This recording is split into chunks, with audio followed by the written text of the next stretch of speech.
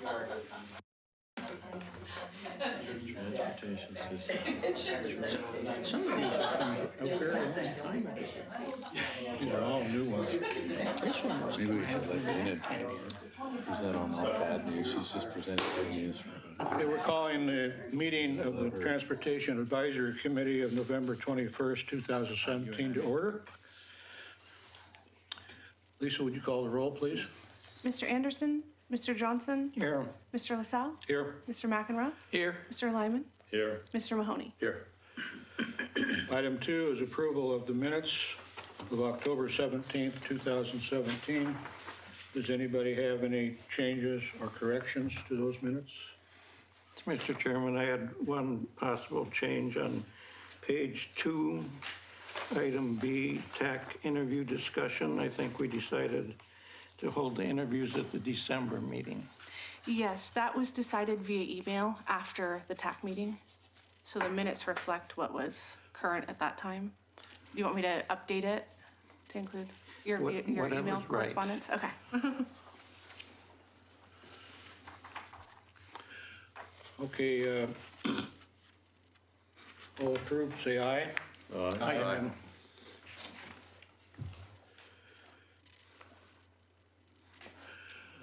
Agenda analysis, does anybody have anything that they want to add or change to the agenda? So I do.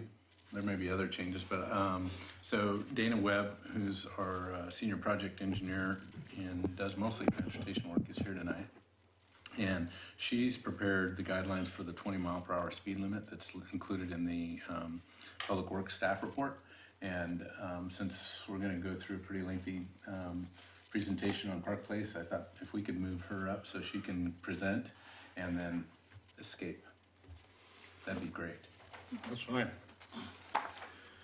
And then in addition to Kelly Reed will not be presenting tonight, John Lewis will be presenting in her place. Right. Okay, citizen comments. Does anybody have any comments they wish to make for anything that is not on the agenda? Okay. Public Works, Dana Webb, front and center.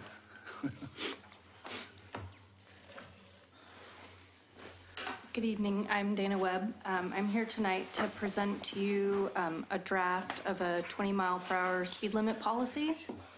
So back in 2011, the state authorized local road authorities to lower the statutory speed limit, meeting certain criteria. So in the handout, it kind of pulls that text from the Oregon Revised Statute. So it states that a road authority may establish a designated speed under the posted 25 if it meets the following criteria. So it needs to be located in a residence district. It needs to have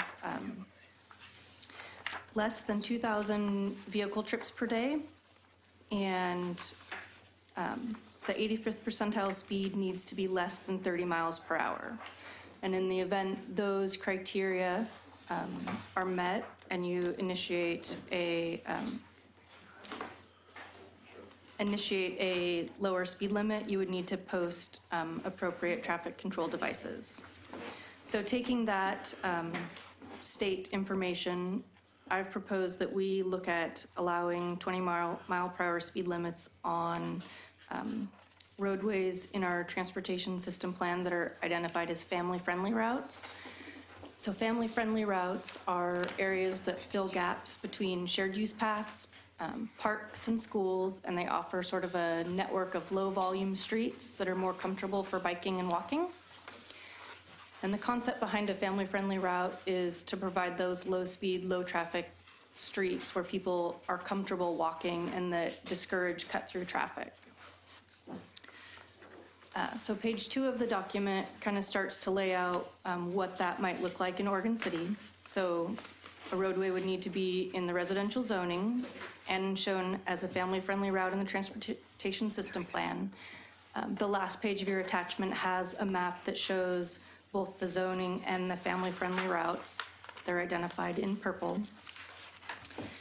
If a vehicle, the if the measured 85th percentile speed is less than 30 miles per hour, as the state lists, and the volume is less than the 2,000. So in the event those guidelines are met, then we would look to implement a 20 mile per hour speed limit.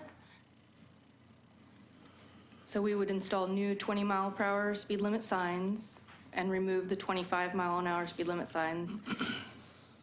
We would also install some type of traffic control change ahead. So on page 3, these are some examples. So in the city of Portland,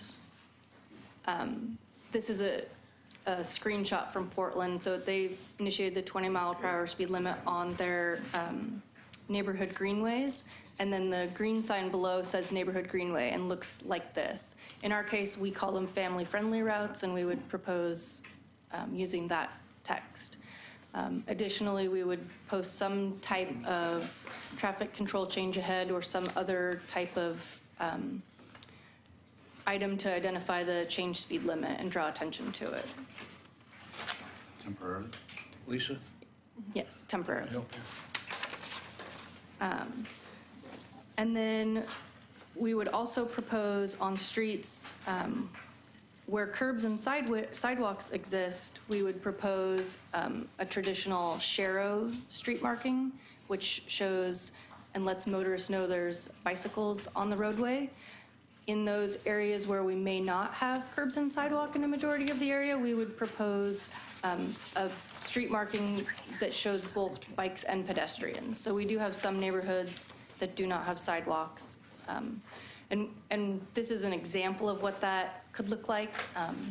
And in the event we move forward with implementing these, we would refine that symbol and make sure it works out.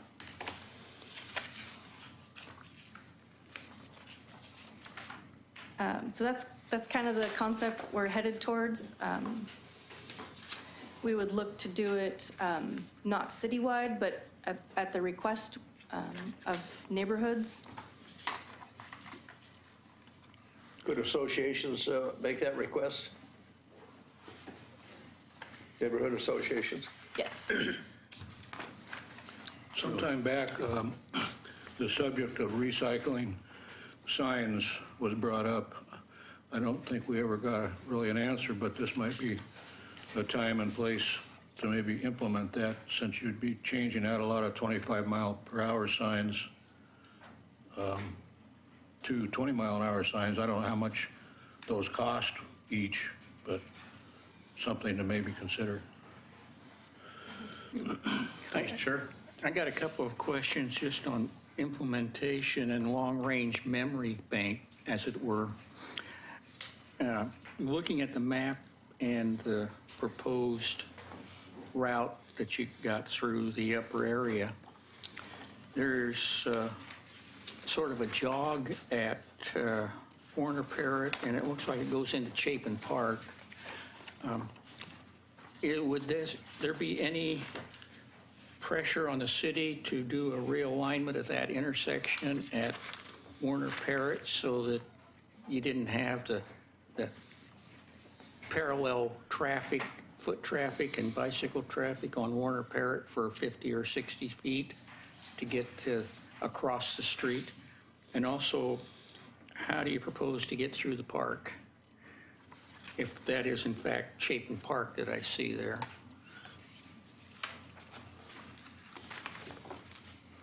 Are you talking Woodlawn and where it turns to Boynton? Is that what you're talking about? Well, It's the solid line? down on Central Point Road, the line goes right through into a big white square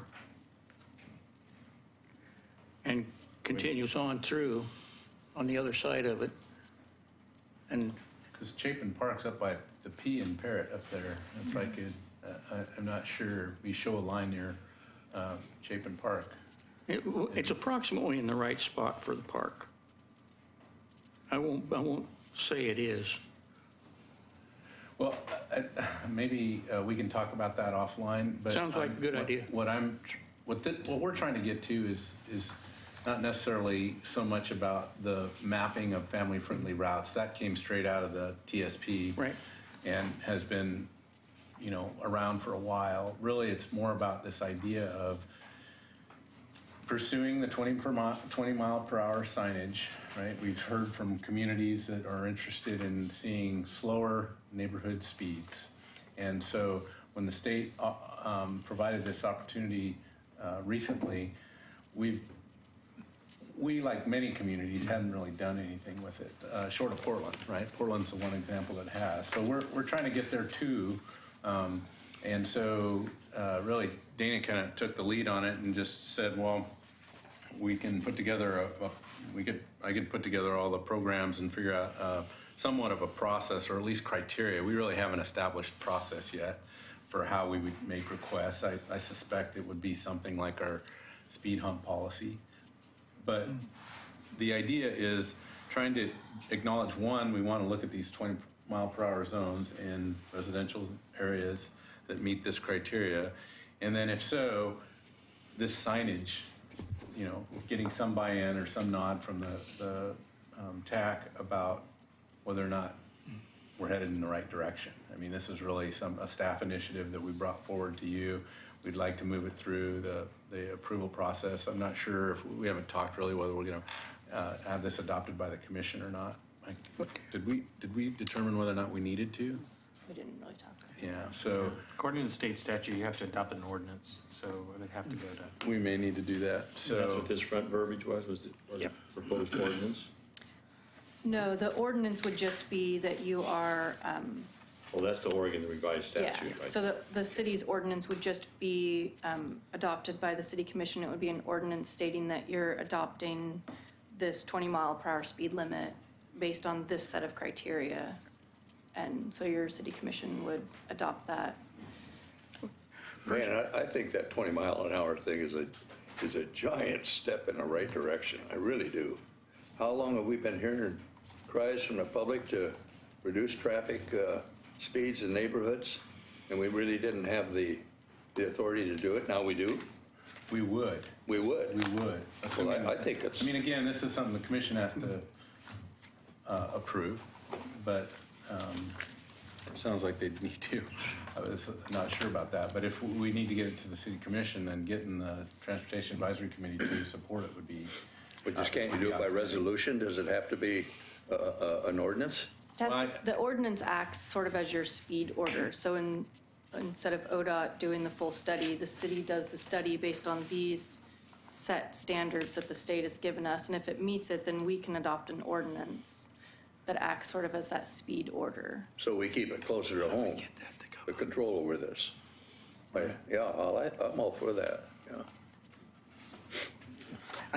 I think it's an excellent thing to do, especially if we can lay out a path ahead of time so we don't end up with 3 blocks and then skip 4 and then add another 3, but can do a continuous route at once.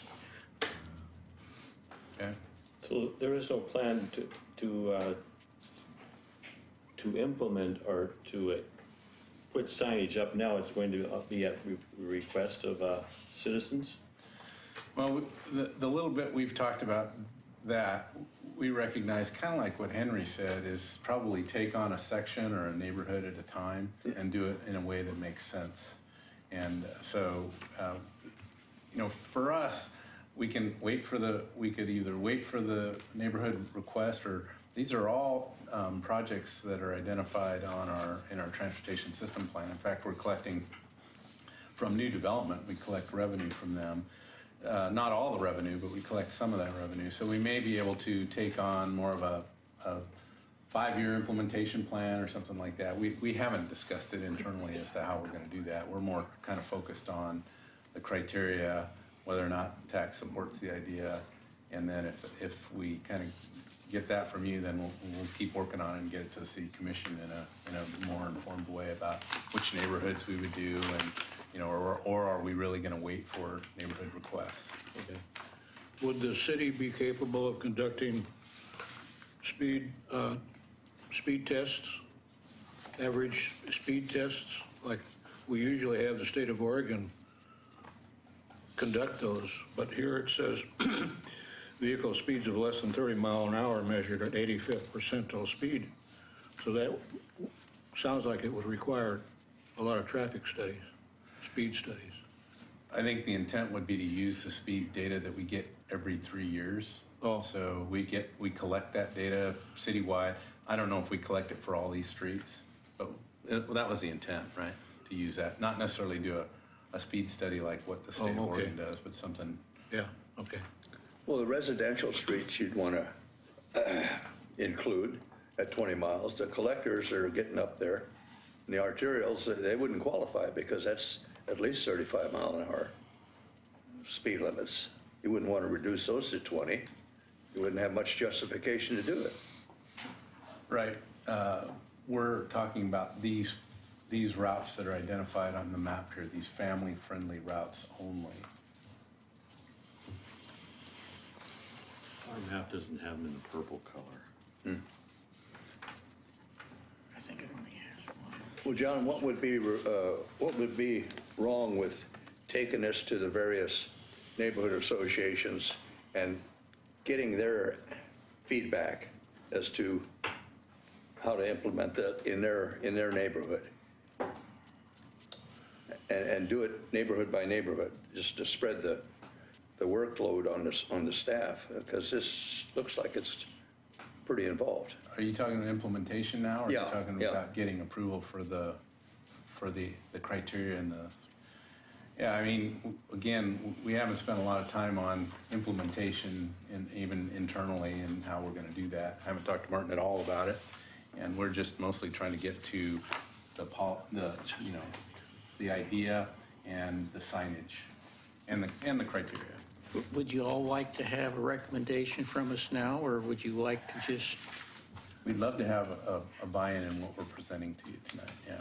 In the form of a motion would be great. Well, I move that we have the city proceed on this along the avenues discussed and come back to us with a more thorough unit.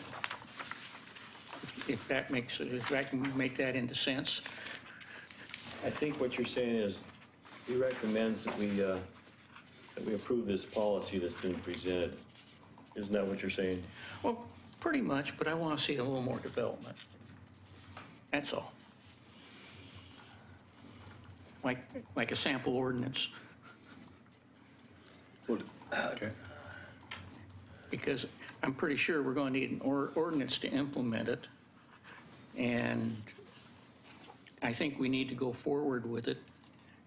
And it would be nice to be able to see the package and be able to say that the Transportation Advisory Committee stands behind it as written and presented to the commission. Okay, we can bring you the ordinance. Well, and that either an ordinance and or a resolution be forwarded to the city commission for full adoption.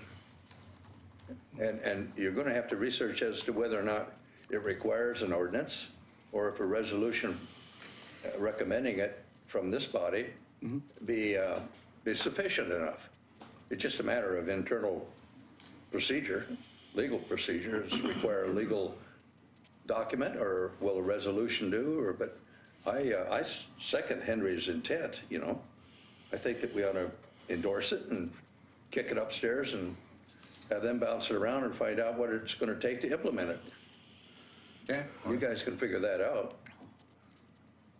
Yeah, I think we can. Then could you put that on the January agenda? We can try. Okay. If not January, February. Yeah. Yeah. Mr. Chairman, can I ask one question here? Yes. We need to vote too. On the criteria, could you explain the rationale that more than 85% of cars need to be traveling less than 30 miles an hour rather than greater than 30 miles an hour? If they're traveling more than 30 miles an hour, then there'd be a speeding problem. Yes, so the state requires that So more than 85% traveling less than 30 miles per hour. So I think I've written it, vehicle speeds of less than 30 miles an hour measured at 85th percentile. So I've kind of reworded the sentence, but essentially that's a state requirement. So when we do our speed counts, the speed counts provide your 85th percentile speeds in there. So what we're not in essence, if the speeds are greater than 30 miles an hour, it's too big of a change and it's the wrong neighborhood to do it Yeah. in. Or the wrong Isn't that- facility. It might be that we need to do some traffic calming in there before we post it as a family-friendly route. Well, the way I heard the discussion is I don't think we're moving forward with anything, with a vote. You just wanted more information before we do that? Yeah, well, I just put it in a form of a motion, but if in fact it's not necessary, then it's not necessary. We certainly want to have it back to us, and we want to carry it on. Yeah. I heard we want to see the ordinance, and we can talk more about implementation. Yeah, Okay, so we don't need a vote for that. no. Okay. But I support it. Well, yeah, I do too, but I think we all do. I think John has to hear that. Yeah, And thank you. Welcome. thank you, Dana. Thanks, Dave. John, would you mind if we move the McLaughlin-Kanema Trail? Well, is there anybody here that wants to speak about the McLaughlin-Kanema Trail follow-up? Okay, John, could we move that then down Yeah, behind the Park Place neighborhood? right. Okay, good. Don't let me forget to include that, though, after we're all done with it.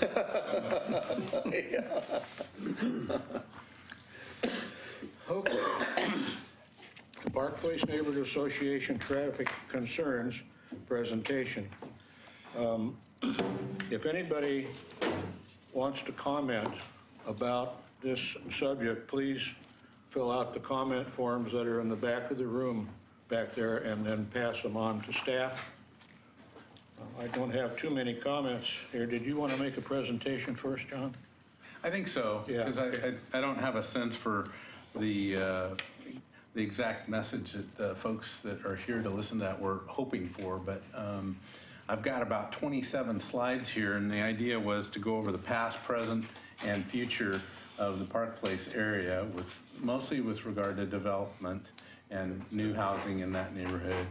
I know there's a lot of concern from folks in that neighborhood about growth, and so it's my intent to go over, some of the impacts to the development that's happened in that neighborhood on traffic. So it's pretty squarely focused just on traffic, and that makes sense because we're at the Pushed it all the way to the Transportation left, Advisory right, just Committee. leave it So there. I think that's what you asked for, Bob, and so that's Yes. kind of what I tried to put together. There's a lot of graphics here. I guess the other thing I'll say is that this information wasn't loaded into the packet, the agenda packet, because I just finished it tonight. So just know that. But Lisa's assured me that when we're done with the meeting, she'll package this along with all the other information for tonight's meeting into one PDF that will be on the web. So really, they would search for what? You can access it through the public records. It's called Web Drawer. So if you type in the search Web Drawer, you can access the whole packet. Yeah, because there's so much information here that we're not going to take the time to talk about every piece of information, but a lot of it I presented in list form because sometimes people aren't certain that what we're telling them is really out there in terms of information. So I wanted to show it, even though we're not going to go through it line item by line item. And I know that John put a lot of work into this presentation and had other people and staff in the city helping him put the information together. So thank you, John, for doing that. Right, so none of these pictures here are from Oregon City, but it's just occurred to me based on what we're seeing in terms of development applications that Oregon City, and in particular Park Place, is seeing just a lot of development. And I wanted to really find a quote that would really frame up the conversation, but it turns out that all the really smart people that actually make quotes don't have a lot to say good about population growth, but man, we've got a lot of population growth in Oregon City. Most of it kind of suggests that we should be really focused on population growth, not necessarily in our city, but as an overall society. And so I don't know how to deal with that on a local level. That's well beyond our control as the Transportation Advisory Committee, but I do think that that's a point that's well noted, that we've got a lot of growth, and growth in the region, not just in Oregon City, but growth in the region, growth in the state, growth in the really Pacific Northwest. So I guess a couple things. I pulled from the Transportation System Plan. Oregon City is expected to be home of over 23,000 jobs and almost 21,000 households by 2035, which is a 58% increase and 61% increase from 2010. So the jobs are supposed to increase by 58%, and the households are supposed to increase by 61%. I'm not sure if that's really going to happen by 2035, if it's based on this particular year's worth of growth, because we are slammed right now in Oregon City when it comes to development. Maybe it will happen by 2035, but it may slow. And oftentimes that's what happens in regional areas that are like Oregon City that are slated for growth. So this graphic is from our Transportation System Plan. And our Transportation System Plan was adopted in 2013. And I thought this is a good indicator. The dots on the map are each area, there's little zones that are shown in gray on that graphic there. And certain zones have big dots in them, other zones have small dots in them. And the big dots represent, the big red dots represent increases of more than 1,000 homes. And the green big dots represent increases of more than 1,000 jobs. So in the Park Place area, they've got a medium-sized dot, which represents 500 to 1,000 households. And I guess the other big dot that's in or near the Park Place neighborhood is the landfill site down near Home Depot. And obviously that's a regional center, and there's lots of potential for jobs and growth. It's the one undeveloped regional center in the entire metro area. So despite the fact, obviously development in that area is challenging because it's on a landfill, right? And we don't have many regional centers that are sitting on top of a landfill. So again, this comes straight out of the Transportation System Plan. It's a good indication. Obviously, there's some neighborhoods that, or some what we're calling zones in this map that have less growth. But the three areas that we call concept areas, South End, Beaver Creek, and Park Place, they all have medium to large size dots. So a fair amount of growth in those areas is planned. This is another map that's got a lot of information on it. We have this map citywide, but I focused it on, or I had our GIS staff focus on presenting this in for just the Park Place neighborhood. And it really tracks development since 1969 through 2016. So the 2017 information is not on here. So a couple developments that we know are under construction don't show up in this map. But really over that time frame, there's 515 new single-family dwelling units over the last 50 years. So I would say growth has been significant in the Park Place neighborhood. And there was definitely certain years, if you look at the table up in the left corner, there's definitely certain time frames when we saw more growth than others. So some years it was pretty much, smaller parcels with four 4 or 5 lots, but other years, especially as they grouped together, 1996, 97, 98, those were pretty big years for growth in this part of Oregon City. And then it came back in 2003 and then pretty much dropped off 2005. So that information is available for folks if they want to see it. It's also kind of color coded. So again, that's another way to get the date ranges. So the colors really just indicate a range of years as opposed to a specific year that area was developed. John, quick question. Yes. Do those lots, they indicate the creation of lots, either through partition or subdivision, but is there any indication of building permits issued? Not in this slide, but I do have some building permit information. We discussed the idea of trying to pull building permit information specific to Park Place. It's a little harder, so I've got citywide information on building permits. So you'd issue a building permit, and take how long to build a home? 6, 9 months, a year? And then after that, you'd have to issue an occupancy permit to allow the premises to be occupied, right? Right. And once it's occupied, then you've got your increase in population. Okay, yes. Okay? In other words, then you've got your traffic, because people are using the house. So here you got the creation of the lots. Down the road, you got the issuance of the building permit. Down the road, you got the issuance of an occupancy permit. The family then moves in, and all hell breaks loose. Well, I'm not sure about what all hell breaks loose means, but yeah. Depends on who moves in. If you're talking, if you're talking about the city's population data, Yeah. then yeah, that doesn't happen until after occupancy. And that it even lags after that because I think there's a census process that's involved there. But So- if you're talking about traffic effects, one could argue that the minute that project moves into a development phase, there's truck traffic and Yeah, construction yeah, traffic yeah, before that. yeah. But so I'm not sure what point you're wanting to make, but the bottom line is as these move into development, we see a lot more traffic as a result of that. Or I shouldn't say a lot. We see more traffic based on the size of the particular development. This is really difficult to read, so I'm not expecting folks to read this. I have a graphic that goes along with it, but one thing that I wanted to point out to folks, and this is kind of what, Bob, you were asking about with the last topic, which is every 3 years, the city collects traffic data in key areas, and we repeat those same locations every year. So I'm showing through 2000, our traffic data from 2004, 8, 11, 14, and 17.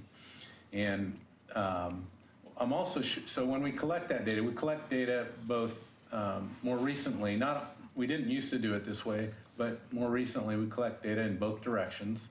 So that first set of locations is Holcomb Boulevard. It's at Redland Road. It's actually a little bit east of Redland Road. There's eastbound traffic direction and westbound traffic direction. We collect the data in daily trips, right? And then we also collect speeds. So you've probably driven over these black tubes, and there's a traffic counter associated with them.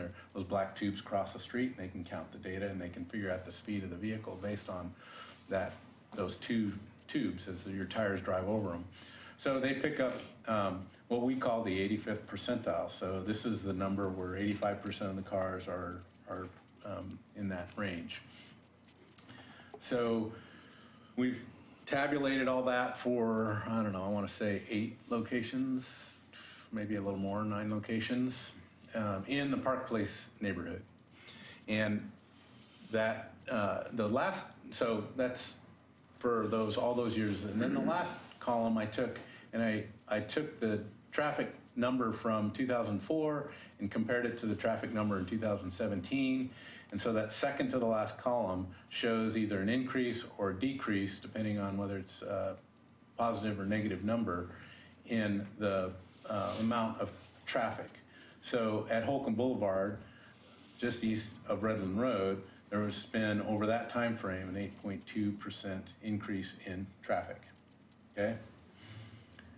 And the last column represents the change in miles per hour. So again, I took the 2017 85th percentile speed and compared it to the highest other year, right? So and we had to do that based on each direction. So for the first line there, in 2017, the 85th percentile speed was 29 miles per hour at that location. And then there's a couple other years where it's 31. So in that direction, that speed decreased by 2 miles per hour, okay, over all those years of data gathering. And so what I'm showing here in tabular form is really what I see is, yes, there's been some locations, mostly along Holcomb Boulevard, where we're seeing increase in traffic. And it looks, I mean, the highest number there is almost 12% from 2004. What is also important for me to share with you, which is that generally speeds are going down. We hear a lot of speeding complaints about the amount of speeds. And I think that's a perception issue more than the reality based on this information. Now, this information, by the way, is based on one time during the 3-year period that we collect that data. It's I think, a good measure. It's accurate. There's a third-party vendor that goes out and collects all that data for us and sends it to us. This information is also available. We've always had it available online. The exception to that is we just got the 2017 data, so I actually asked our technician who's working on this to give me the 2017 data before we've actually published it online, but it's available and will be available for anybody. And this is just in the Park Place area, so we've got data citywide. John, how do they determine where they locate those rubber tubes to gather that information? Well, most of it's based on the past, and I don't know how it was originally established, but it's based on, they put it in the same or similar location every year. That would be critical, especially on Holcomb Boulevard. If it's, they've got that speed warning device down by Steve's Market, which slows speeders down, but if it was ever used as a recording device, it would be very, very inaccurate. Also, if they're coming Why would it be inaccurate? Because it would be recording speeds of people slowing down to go into Steve's Market, or people coming out of Steve's Market, increasing their speed, but not, up to the 40 miles an hour very fast. Okay. And then the same thing would be true at the curves up by the school. So in this case,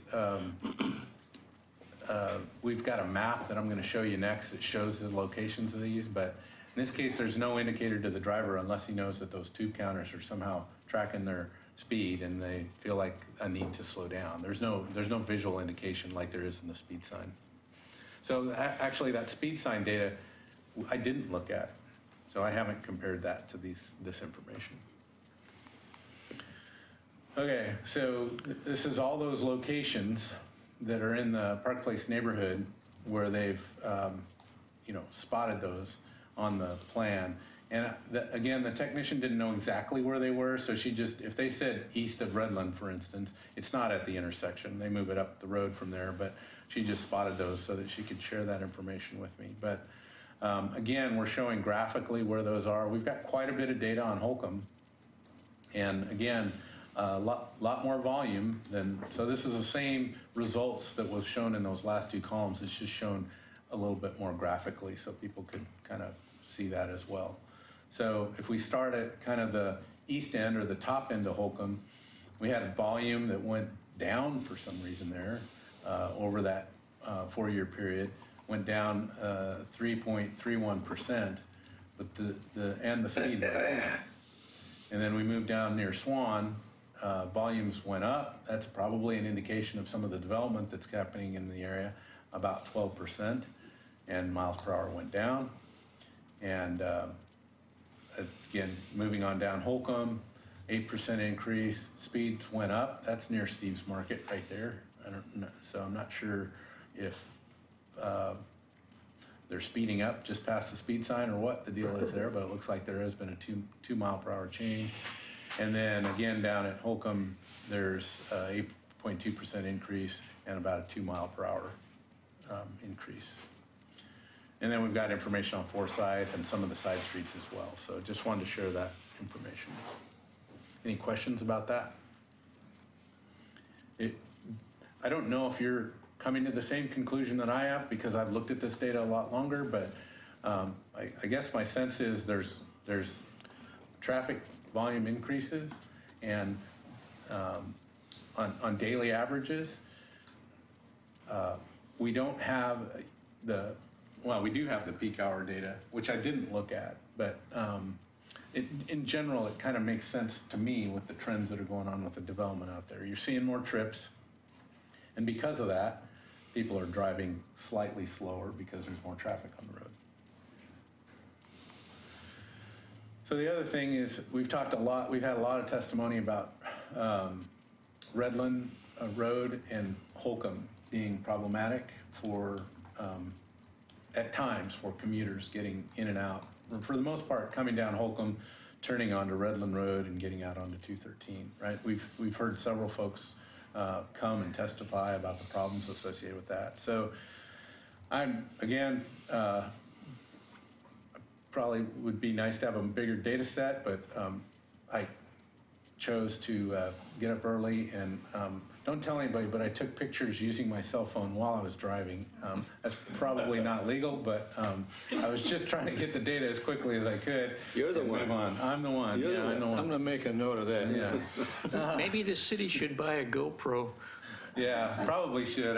If I'd have had Martin do it, he'd have done it right, but I did it wrong. But it was a quick... I would have gotten a ticket.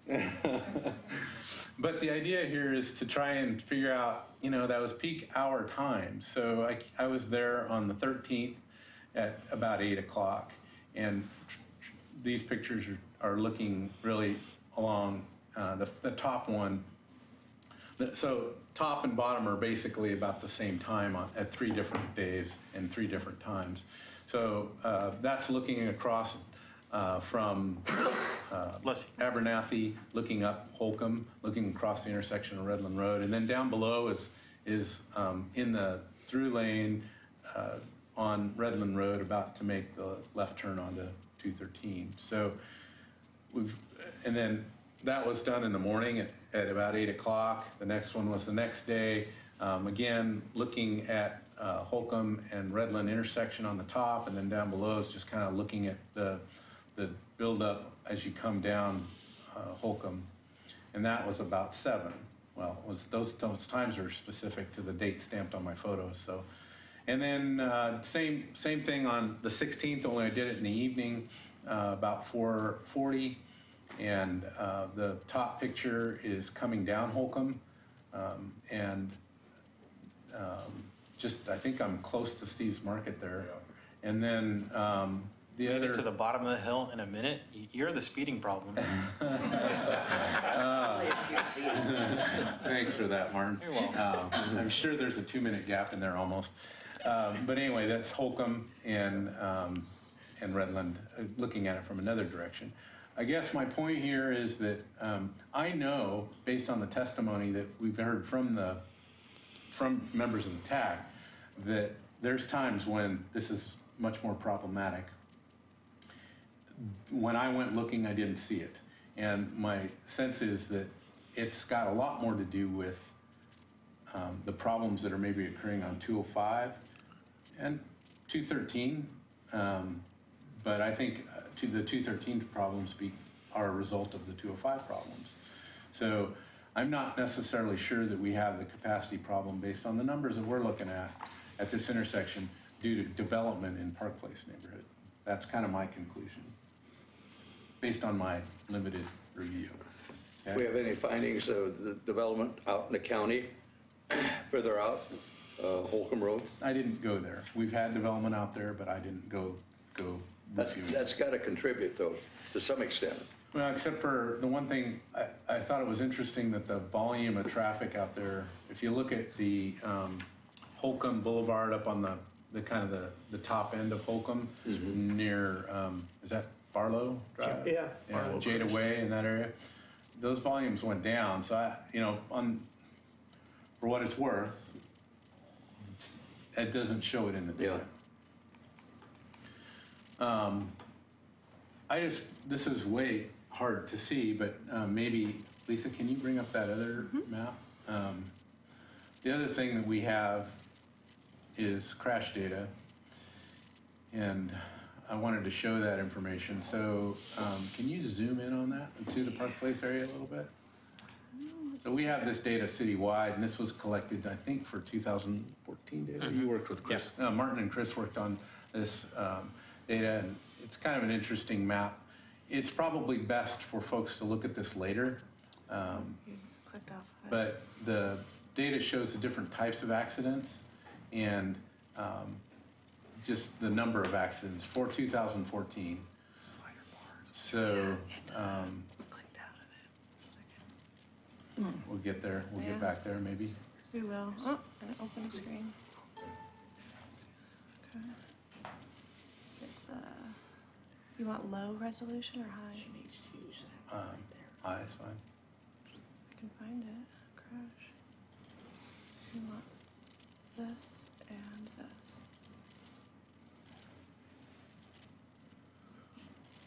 Oh, Lower East Side. So it's a little hard to tell, but each one of those symbols represents a different kind of accident. So we've shown it based on the types of accidents. And in some of the call-outs where we're at intersections, there have been multiple accidents in that location. So definitely see it at Redland and 213. Not much going on Holcomb. A lot, those green boxes represent rear-end accidents. I forget what all the symbols represent, but there's a legend in there. Maybe actually go the other way, over to the, I think it's in the bottom left corner. Do you want to see the legend or you just wanted to see Holcomb? No. It's right here. Yeah, so if you look at this data offline or at another time, you'll see that there's, we track it by pedestrian AM, pedestrian PM, angled accidents on the AM or PM, head-on, rear end, side swipe, turning movement. I mean, these are all based on the Oregon State Police Department records, and there's been a lot of effort that we typically don't produce this map. It took a lot of time for Chris to produce this map. He says it's his prettiest map ever, so it's kind of an interesting map. There's a lot of information here, but if we kind of scroll back over, most of it's along 213, and a lot of it's got to do with speed and rear ending along 213. But there is some at Redland and some on Holcomb, but for the most part, I would say that's not. It's hard to downplay accidents, but I just didn't. There was nothing that jumped out at me as something that was overly problematic there. Okay. Can you tell us what the orange square is? It's an evening angle collision. Oh, okay. There's one just down from my house, that's why I asked, and I know how somebody could possibly have an accident there. It was in the afternoon, too. Okay, so that's about, there's a lot of information there. Again, we're taking a lot of time to get through this, so I better hurry up. Let's move on to the next Back to slide. your PowerPoint. PowerPoint, yeah. Okay.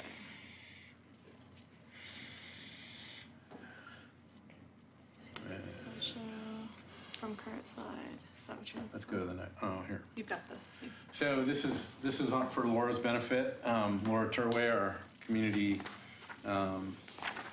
development manager. She's just wanted me to remind folks that, land use, which by the way, engineers don't necessarily dabble in land use very well. I would just say that. It's not been my favorite thing to have to deal with in these development proposals, but it's a lot of those rules are guided through federal, state law. And we kind of dabble in the comprehensive plan, transportation system plans, utility plans, and then when development happens, we're looking at more detail at the particular development. So just know there's a lengthy process most of you are pretty familiar with, and beyond that, I wasn't going to say much. I mentioned the concept plans. Park Place is a concept plan area, so it is an area slated for growth, as well as the Beaver Creek Road area and the South End Road area. So again, we anticipate a lot of growth in Oregon City, and it's just kind of how we deal with it and getting, I think for the most part, getting the community to understand that there's going to be growth and there's going to be good associated with that, and a lot of folks would see negative associated with that. But when we do these concept plans, they looked at zoning, they looked at natural features like landslide areas, they looked at school districts, police, fire services, parks, transportation, public utilities. And this is the Park Place concept plan. And I think most of you may have seen this already. I'm trying to remember the year that, I don't know that I noted the year that we adopted this, but 2007. 2007. 2007, 8, yeah, I've got it up there, that's right. So in 2008, so that concept plan looked at most of the area outside of what we know to be kind of the Park Place area. So it's really kind of south, mostly along Redland Road, kind of centered on Redland Road, Holly Lane, and some of the extensions for future growth out there. And again, concept planning, not a lot of detailed planning here. And there was a lot of community meetings that went along with this. But the results of that were 1,459 dwelling units, low residential, there's 163 acres. So all these facts are associated with that concept plan and information that I pulled to provide. There was things like parks and neighborhood community nodes that were mapped.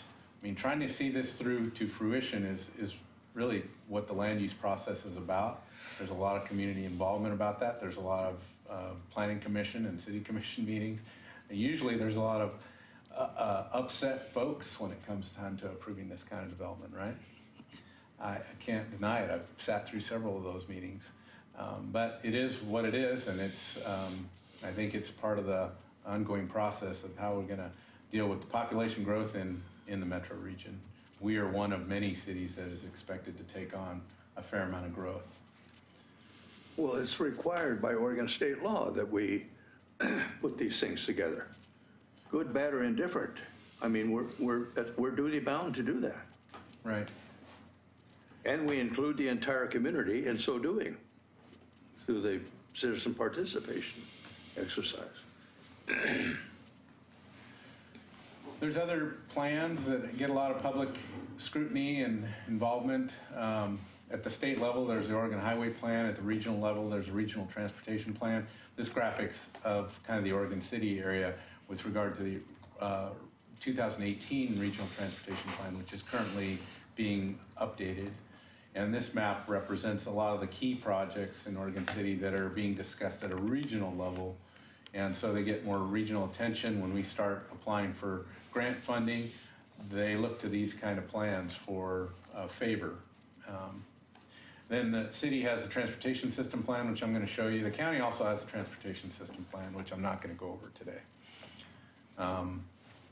So, transportation project list. There's a lot of interest in the transportation project list. We just got the city commission to update the transportation project list. It's got a lot of aspirational goals in it, and this summarizes that information. So I'm going to show you individual maps for all of these. The driving solutions, the walking solutions, biking, shared use, crossings, family-friendly transit. I've focused, this slide represents what's citywide.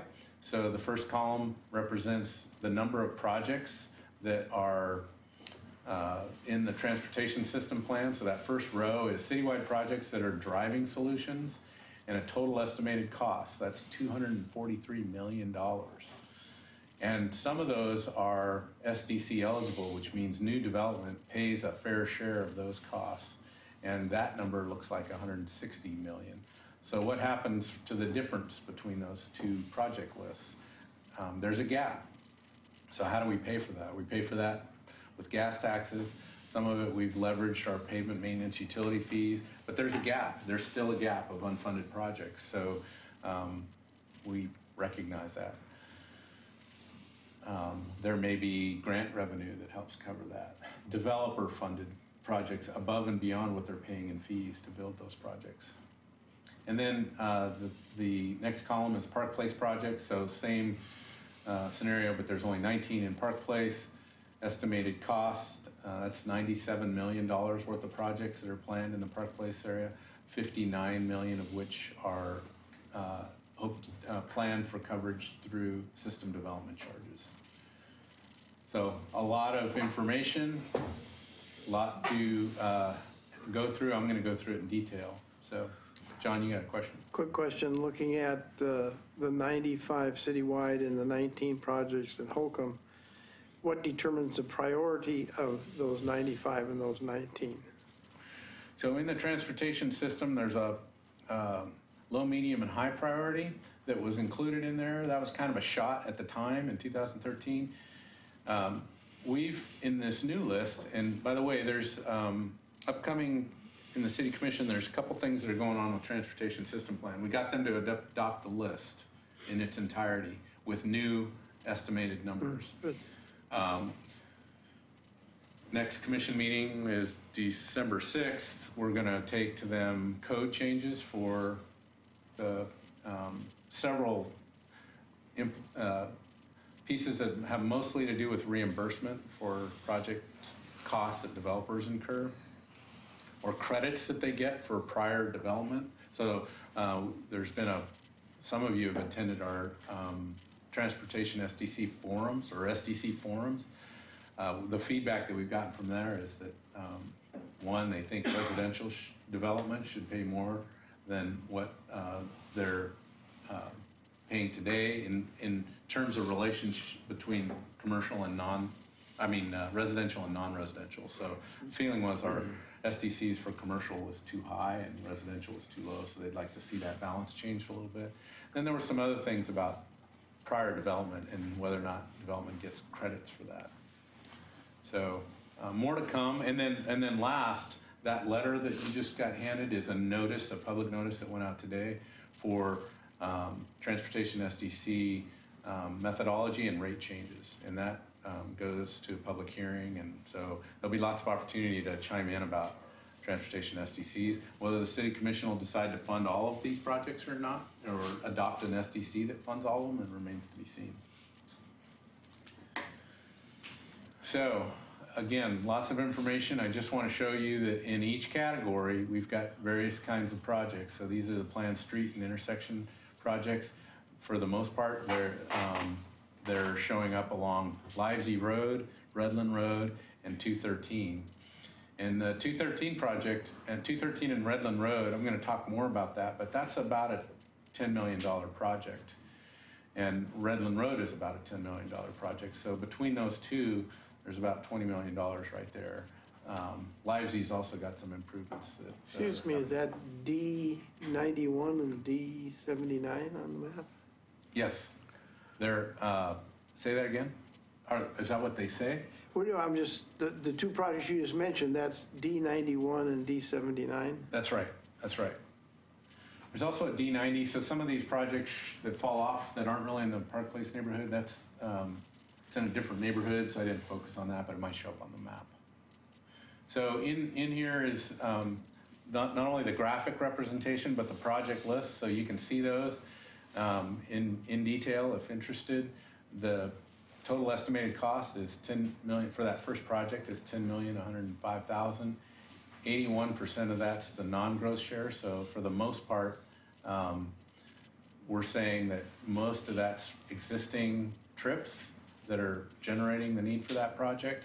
And we're also saying in that particular case that the city shouldn't be responsible for all of that. The city is responsible for 30%. The problem we have with the state is they're not necessarily seeing that as a priority. So they're not, it's a state facility and it's got city, county, and state traffic on it.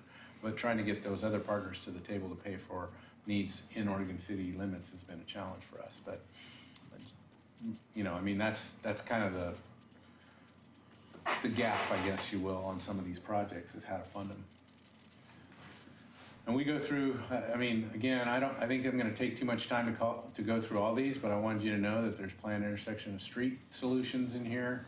So the roundabout that is called for up at the new intersection with Holly Lane and Holcomb. That's D43. There's some other smaller projects in there too, but that's the big one.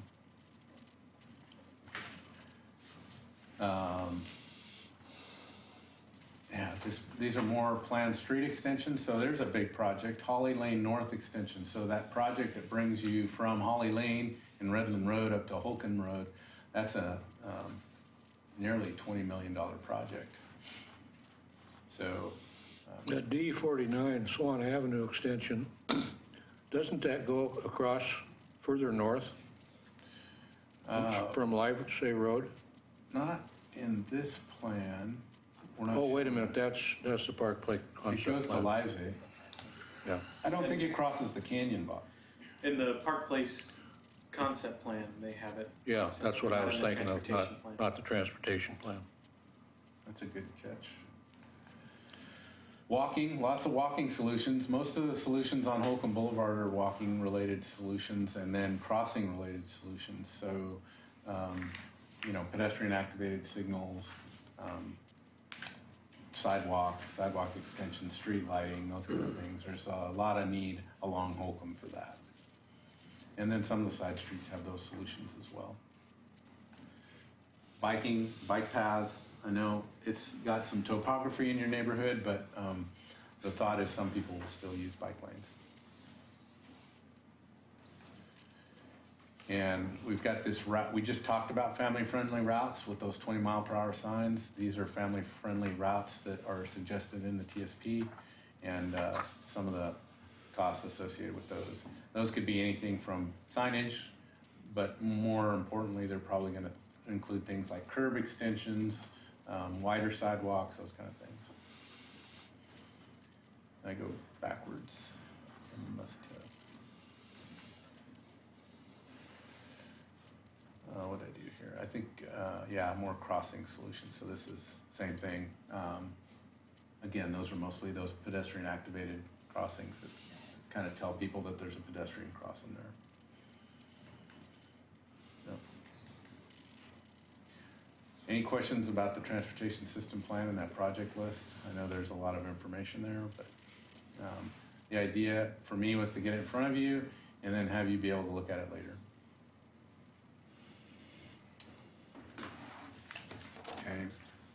Then I wanted to jump into the alternate mobility study that's going on for Redland and 213 and Beaver Creek and 213. So I'm almost done. So at one point in time, our transportation system plan called for a grade separated interchange at Beaver Creek and 213. So it was a flyover kind of scenario. No longer in the plan. It was just determined to be too much of a project and in an area that's got too many constraints.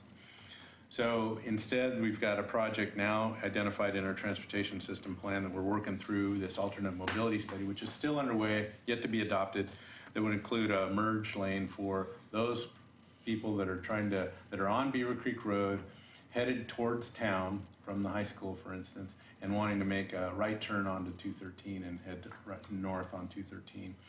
And so what we're calling for now, as opposed to that, is the only cost-effective solution would be a free right-hand turn lane and about 2,000 feet of merge lane on 213.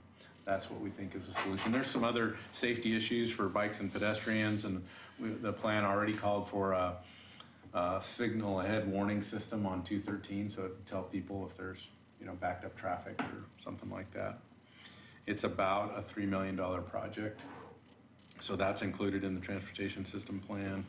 And even with that project, we know at full build out there's going to be longer traffic delays than what folks aren't used to in this community. I would say they're probably not anywhere near what they are in other communities for backups, but they're going to be times of the day at that location where you'll have to sit through 2 or 3 signals before you can get through it. So that's kind of the details of that project. This is a graphic which kind of represents that. So this is 213. So Beaver Creek Road is on the left-hand side of the screen. And right now there's a right turn lane there, but it's a yield-controlled right turn lane. So the idea would be to have more of a free-flowing, and they'd be able to free-flow right out into that acceleration lane and then have plenty of lane to be able to merge safely into the through 213 traffic. And then Redland Road, again, we're trying to figure out how to fund Redland Road. We've talked to ODOT about it, and they're not necessarily offering any solutions there, but we think over time that'll change. We hope it will. We've included some money in our transportation system plan and for SDC collection of some revenues there for money match.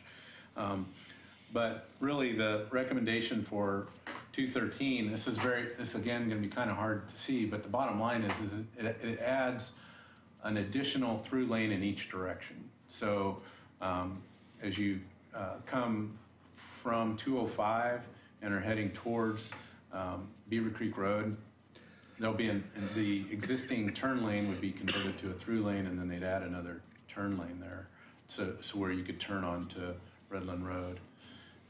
But those through lanes would go past the Holcomb Boulevard Bridge in both directions, and so it would just add that much more capacity at that location. So, again, if the problem that we're seeing is 205 related, we may see a little more capacity on 213, but if it's really just 213 traffic, we're likely to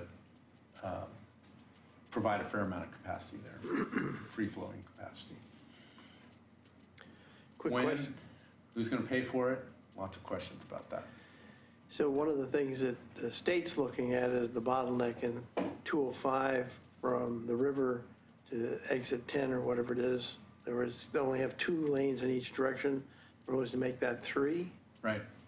To the extent that, say, you're correct that 205 backup is causing the problem on 213, that may take some of the pressure off of 213 if that gets built and solves part of that problem. Yeah, because I think they're taking that all the way to the 213. They're going to take it across the bridge, including the 99E interchange, and I think there's some improvements to go, at least to the, I guess it would be the south side of the 213 interchange. Are the lights at Redland and 213, are they timed or are they sensors, traffic sensors? My recollect is those are on sensors. Do you recall? Yeah. We've got loop detection. With a new 2070 controller out there, so it's state-of-the-art for Oregon City. Yeah. And that's a state intersection right there. So and they've been pretty responsive. I think there have been some days when it could be that the backup was related to that controller.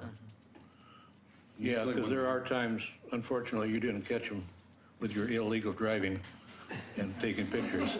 But there are some times that the traffic on Redland will be backed up from 213 all the way back to Holcomb Boulevard and further. So I have never experienced that. I drive it legally too, and when I drive it legally, I have not. But I'm not discounting that folks experience problems there, and I think to me it's related to 205 and 213, and it may be related to signal timing at times. So and the key is let us know, because the state is pretty responsive to Martin's calls in particular. They don't listen to me, but they listen to Martin all the time. And they come out, they're pretty frequent, right? They'll come out and take a look at that. I have Lisa call them. They're more responsive to Lisa than is that? Well, that might be a good thing to know, because I've never thought about calling you guys and telling you when it was backed up to Holcomb Boulevard. Yeah. And if people in the audience experience that at any time, would they call Public Works or who? Yeah. Okay. Yep. Well, then let's get people out there in TV land also, and these people here to start calling in. Maybe we can get some data that would be very helpful. Get everybody breaking the law. Yeah. Have we, is it, do you think it'd be a good idea to read Johnny's rights? Well, it is on tape, so. for what it's worth, there is one thing I've noticed is that 205 is becoming a parking lot westbound from roughly Gladstone across the Abernathy Bridge at around noon and into the early afternoon. And if that correlates with the time that they're seeing Holcomb back up, then I think that 205 may well be a part of the problem. Well, it just goes back to that map that you drew, that area-wide map, which shows Oregon City being a bottleneck. Yes.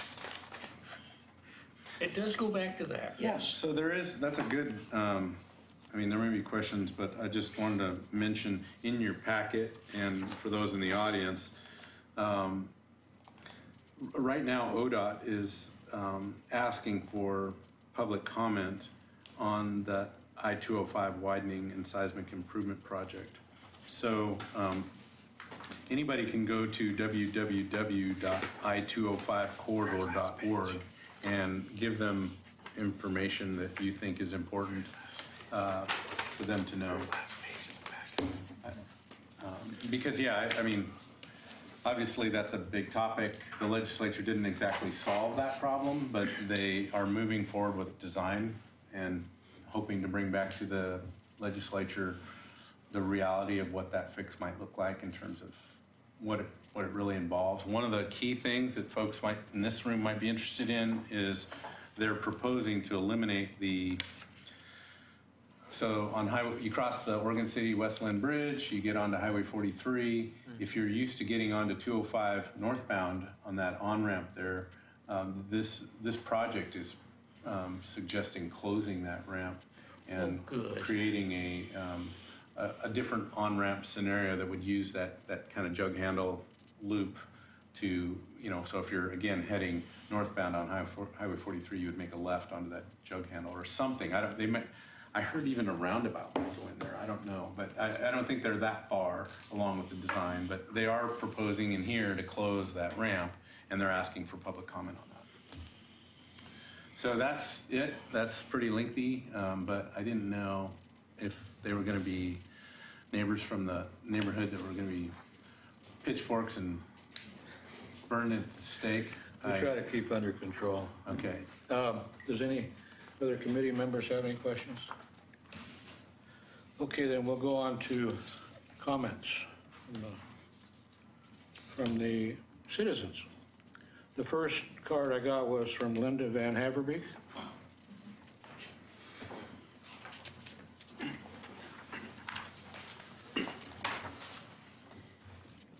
Hi, Linda Van Haverbeek, an Oregon City resident and a Park Place resident, and I want to urge you to do as much as you can to lift projects and to encourage projects to have a higher priority in Park Place neighborhood to solve problems and fix things. And the reasons that I ask this is John did a great job of putting all the numbers down, but you didn't look at the fact that in Park Place neighborhood, which is an historic neighborhood, part of the Oregon Trail, there's no sidewalk that you can go all the way down to the bottom of Holcomb to get to the top, to the city limits, because it ends at the overpass.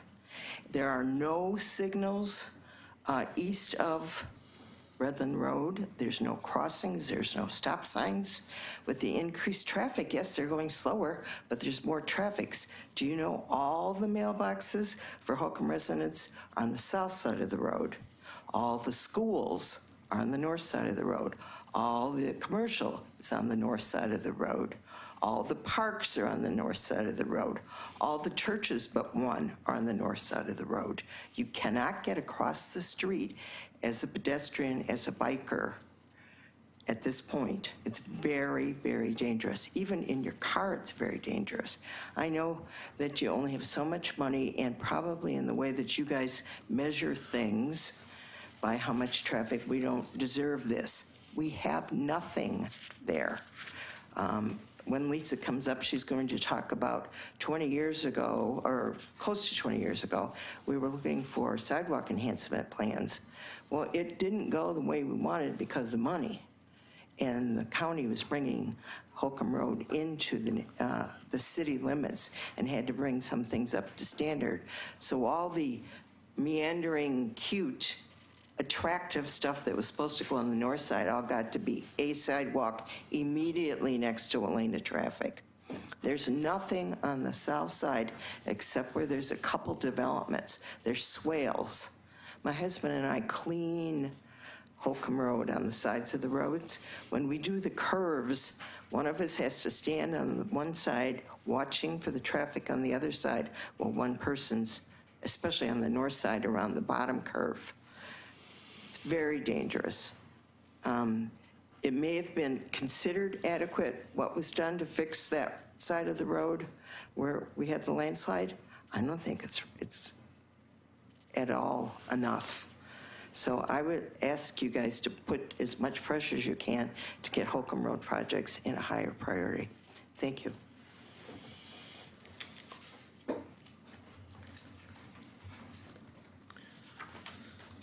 Mike Mitchell.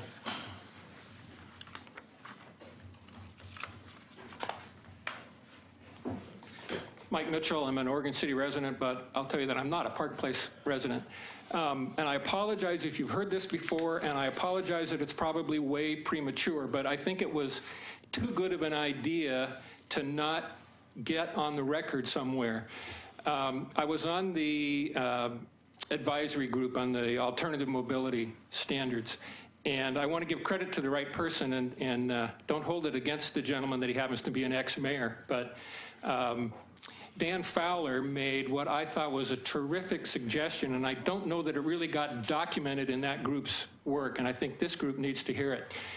What he suggested, if you imagine going westbound on Holcomb, just before the bridge over 213, a right turn on-ramp directly onto 213 northbound.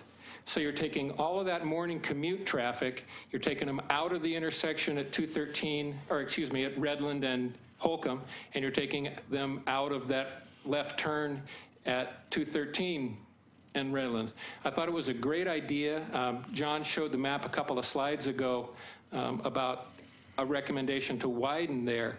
But I just want to make sure that it's on the record to consider that on-ramp idea of Dan Fowler's, because I think it's a terrific solution.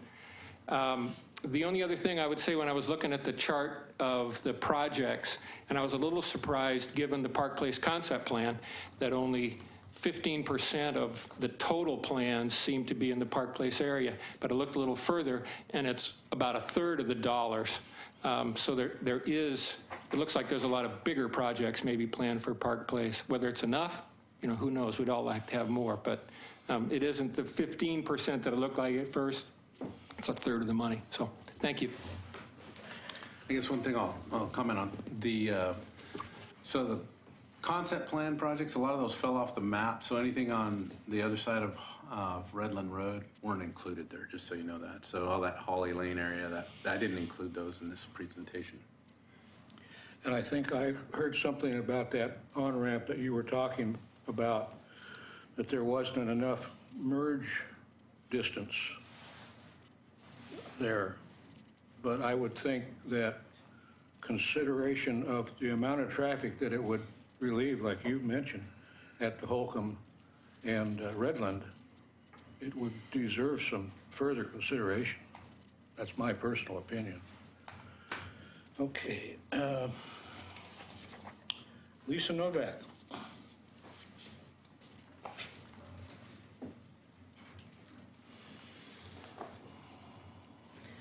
Thank you. Good evening. My name is Lisa Novak. I'm a resident of Park Place. I live on Holcomb Boulevard on the south side of Holcomb. The configuration of Holcomb Boulevard is such that speeding is passively encouraged. Vehicles are roaring down the hill from the direction of Bradley Road, and posted speed limits are not followed. From the opposite direction, vehicles coming up the hill from the west, from the direction of 213, speed up in the vicinity of Hunter and Holcomb. That's where I live. I hear it happen. The vehicles accelerate for some reason unknown to me coming up the hill. I've also witnessed distracted driving and a fair amount of illegal maneuvers along the boulevard. Help me understand why it is acceptable for children to walk across Holcomb with no safety measures in place. These children are waiting for school buses on the north side of Holcomb in a most dangerous situation, as the sidewalks on this side are very close to the boulevard. Anything could happen. As I mentioned, I've witnessed distracted driving and occasional illegal maneuvers. Help me understand why drivers do not stop for people attempting to cross the boulevard.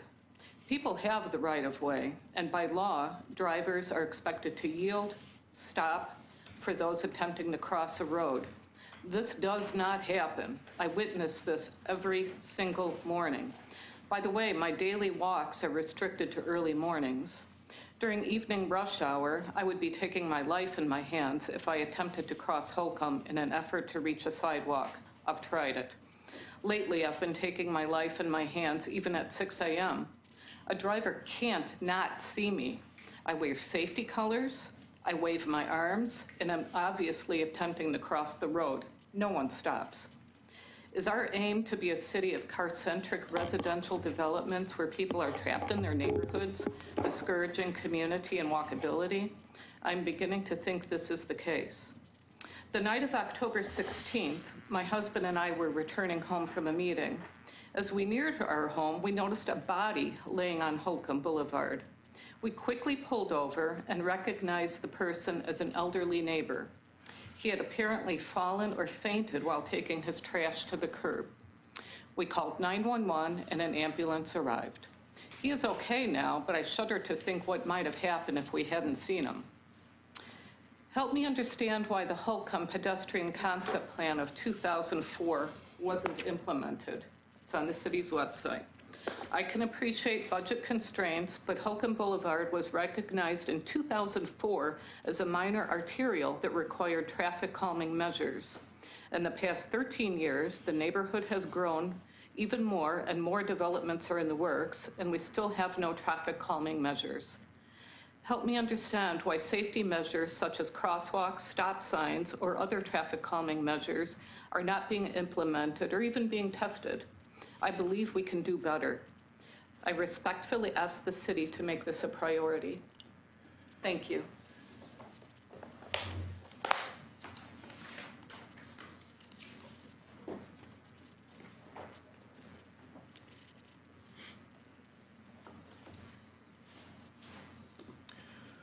Is there anyone else that would wish to speak on this matter?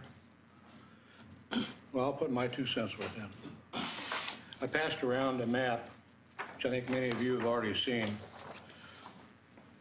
to the members here. It shows all the areas that have been recently developed or in the process of being developed or are in the near future probably going to be developed, along with the number of houses associated with each section that is crosshatched in red. And I think that most or a lot of the concerns of the Park Place neighbors is the cumulative effect of all these new developments. The Planning Commission and the City Commission will approve these developments one by one. But, you know, add a dozen here, 27 there, 15 here, and they're all going to Holcomb Boulevard. That's where the traffic starts getting more than what the traffic situation, or more than the roads can handle. John, let me ask you this. Is there any way that we can pursue that possible on-ramp from Holcomb Boulevard to 213?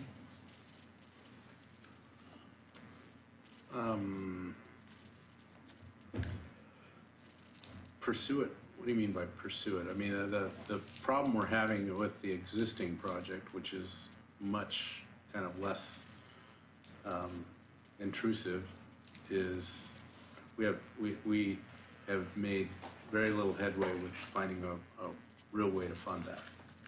So adding Yeah. An on-ramp or basically kind of a partial interchange would be, I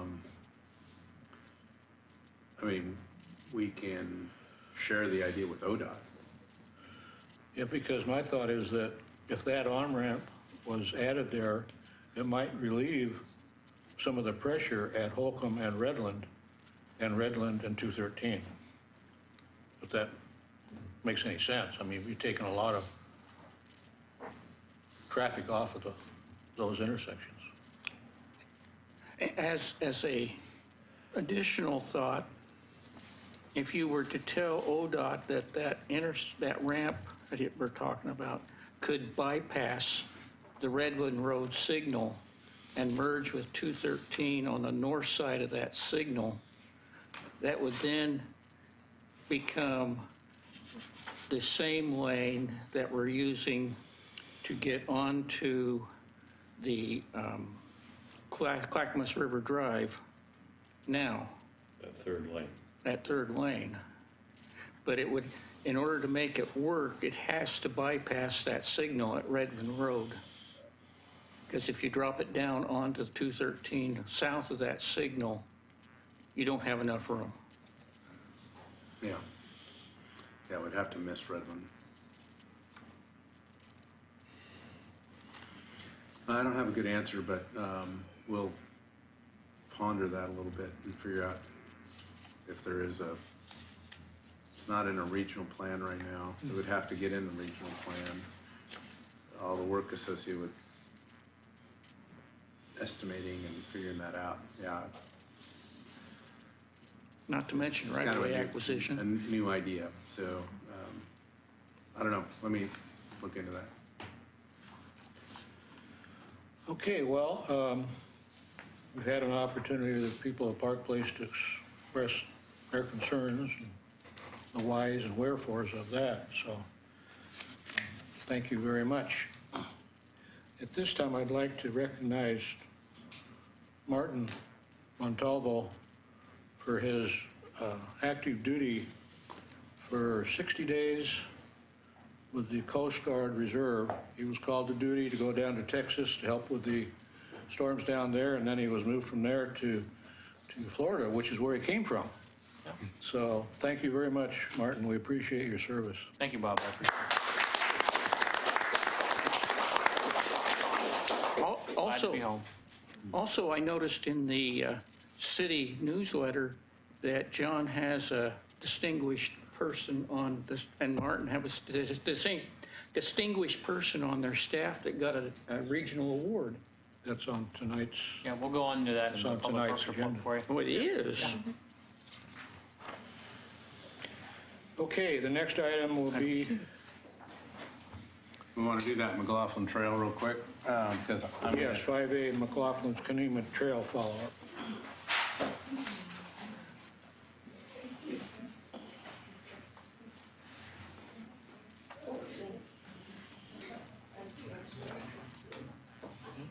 They don't love us anymore. Some do. Just wanted you guys to know that my mom and dad showed up tonight just to support me in case that you guys all came up to work. That's wonderful. That's wonderful. It wasn't necessary, thank goodness. Stick my mom on you guys. And you Oh, no, don't do that. They're in town from Medford. Okay, so this McLaughlin Kanema Trail, Kelly was scheduled to come tonight.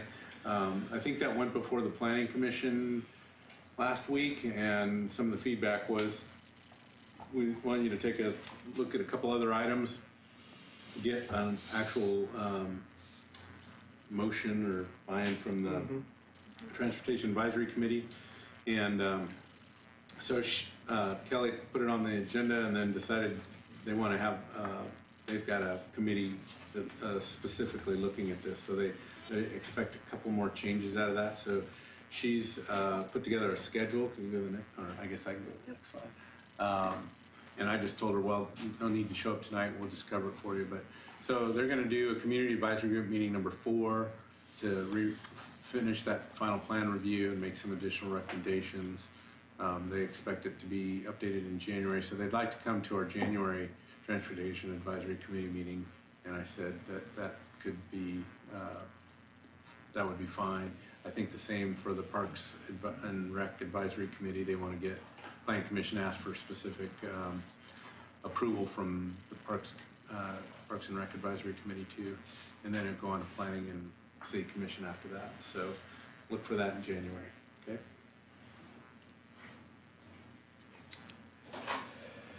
Bob, I've got a comment, if I may. Yeah, go ahead. John, on these trail issues, I'm all for walking and pedestrian right-of-way and things like that, trails. But one of the fundamental problems I see, it's a practical problem. And we had it when we looked at the hotel down there on Washington.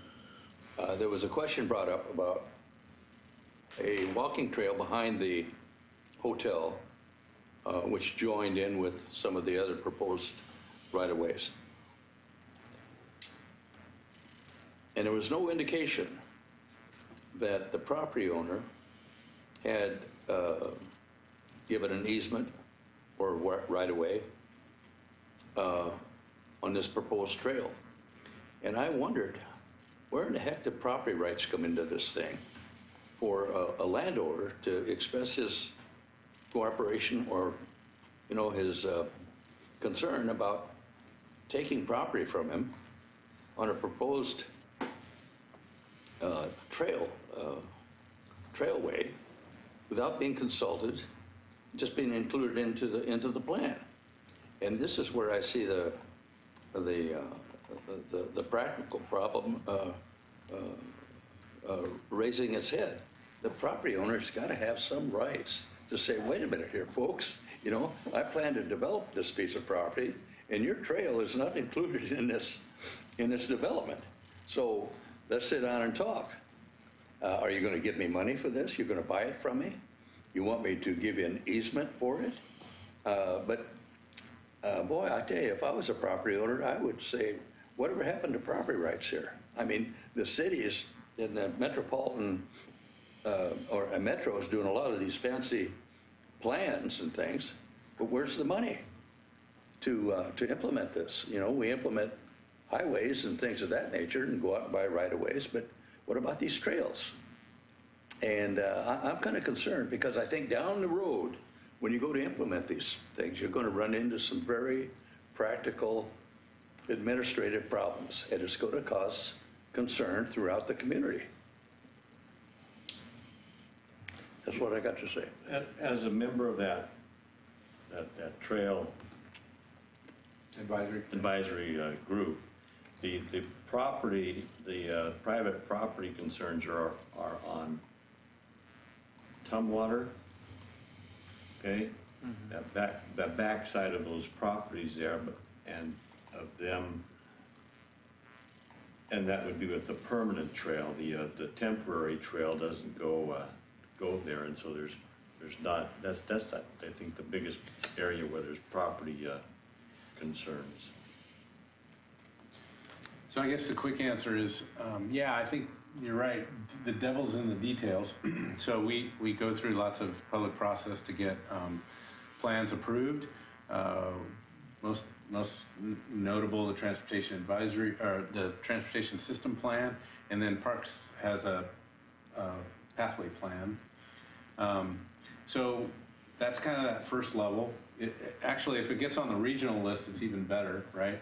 But usually those are like that map that we showed where Henry was trying to point out. Yes, I don't know exactly where you were talking, but you know, maybe an alignment problem or something like that. They're pretty high level, right? So that's why this Kenema one is kind of interesting, because they put a lot more energy into figuring out exactly where that trail would go. And so the idea is to come up with estimates for that, and sometimes that includes property acquisition and get it in the transportation system plan. and get it adopted that way, so at least we're collecting some revenue to reimburse that property owner. So when they come in, they can either agree to let us do it in a project that we develop, right, and we pay for, and maybe pay them for that right of way, or if they come in through the land use process, we got a few more tools to be able to force that development to go forward. But if it's no different than most development has to put in a local street, but if we want an arterial right next to them, then the transportation system funding, they can apply for reimbursement through that fund. And that would be true for a pathway as well. Well, I don't want to make a big issue out of it, but it almost came to the point where a vote could have been taken to deny that hotel, a $10 million project, just on the basis of a detail. And I don't want to talk out of school, but the United States Supreme Court says you can't do that. You can't force somebody to give you property unless it's a taking issue. So you got to acquire it as a right-of-way. And I want to see it incorporated into the plan, at least a paragraph saying that this is how we're going to implement it, so that it's on record and the public knows, if it's a general line somewhere, and in the details it lands on your property, that you can negotiate with the public sector. You're not going to have property condemned or what have you, that kind of stuff. And that's where I think that these people here were talking about the implementation of the concept plan for Holcomb Boulevard, was it? Or pedestrian right-of-way? Oh, right. You got to have some notice given to the public as this is how we're going to do it. And then you include that in your budget, or you include it in some sort of policy to generate those funds. Because if you don't, you're looking for trouble down the road. And we found it in that hotel because it was discussed ad nauseum. And it got to the point where it was going to tip one way or another. And finally, we voted in favor of the hotel. And it was a little unnerving, to say the least, So on our TSP, we don't have a trail plan showed where that on that hotel site, nor do we have it in. I can't hear you. For the hotel site, I don't think we have a trail plan for that area. Well, Not in the TSP anyway. Well, there may be sure some other discussed as if it trail was. plan. There may be another trail plan. It's kind of like the Holcomb plan. Sometimes those get brought forward in the TSP, sometimes they don't.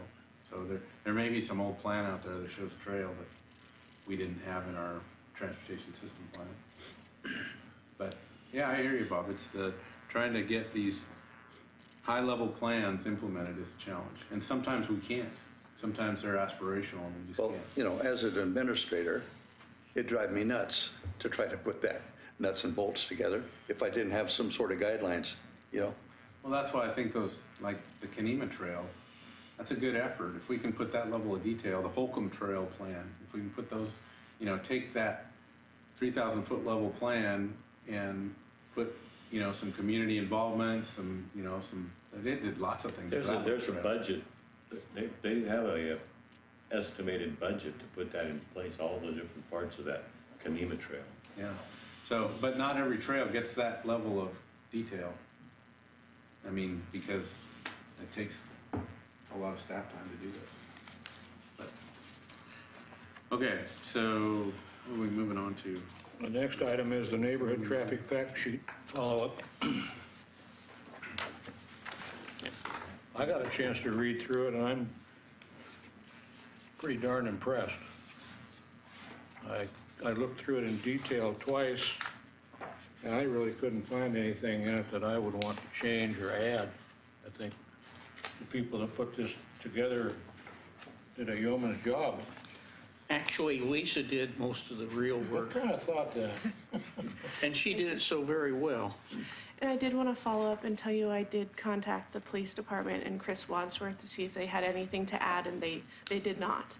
So Okay. this is pretty much the coming to the final draft here.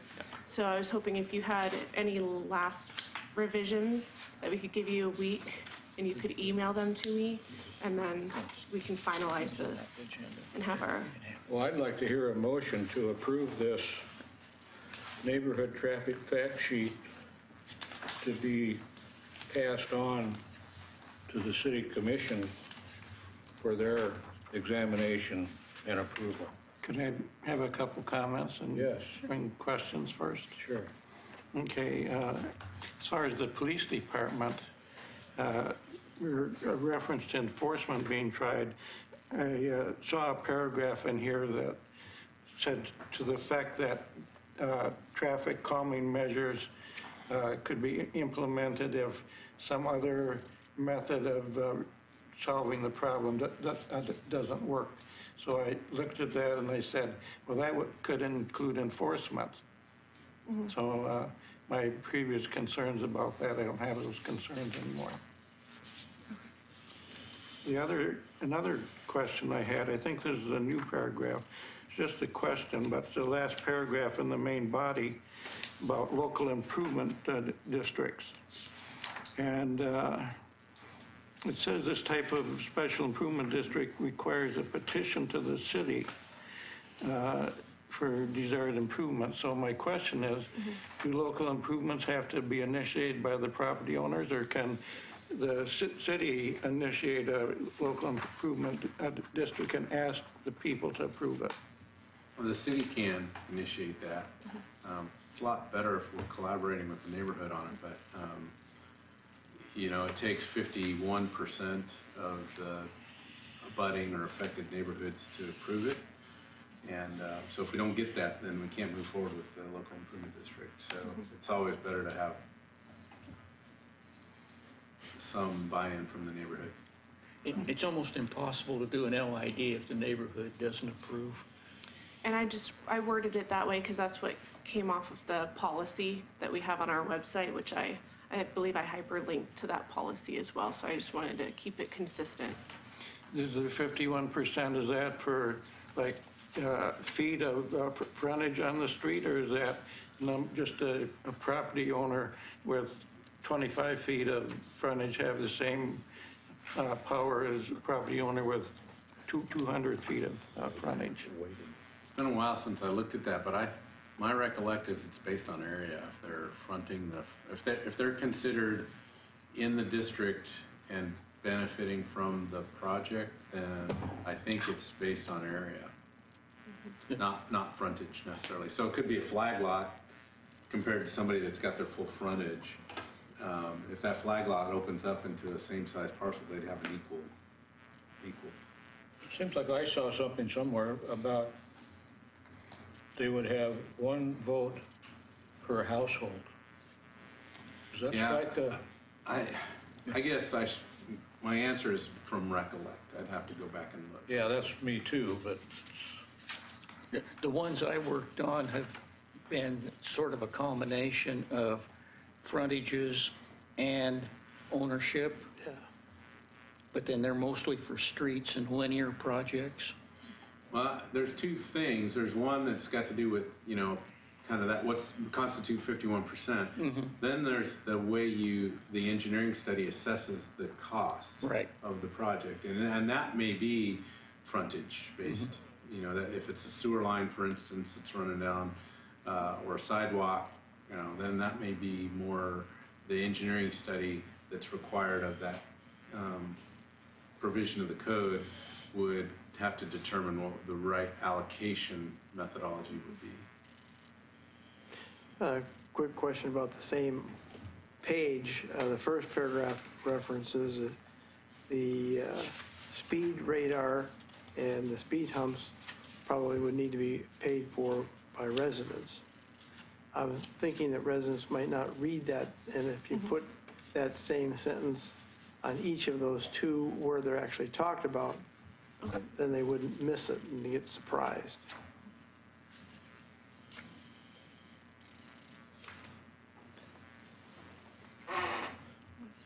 Anybody else have any? I still have another comment. Sure.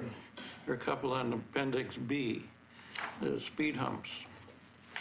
Well, the first one is a speed hump eligibility checklist on page 14. The second question is, the street does not provide a transportation service to the community beyond that of simply providing access to the immediate abutting residences. To me, the way that sounds to me is the only streets that would qualify are access roads to a flag lot or a cul-de-sac. It seems a little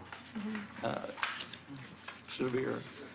The other one is, the other comment is on the criteria.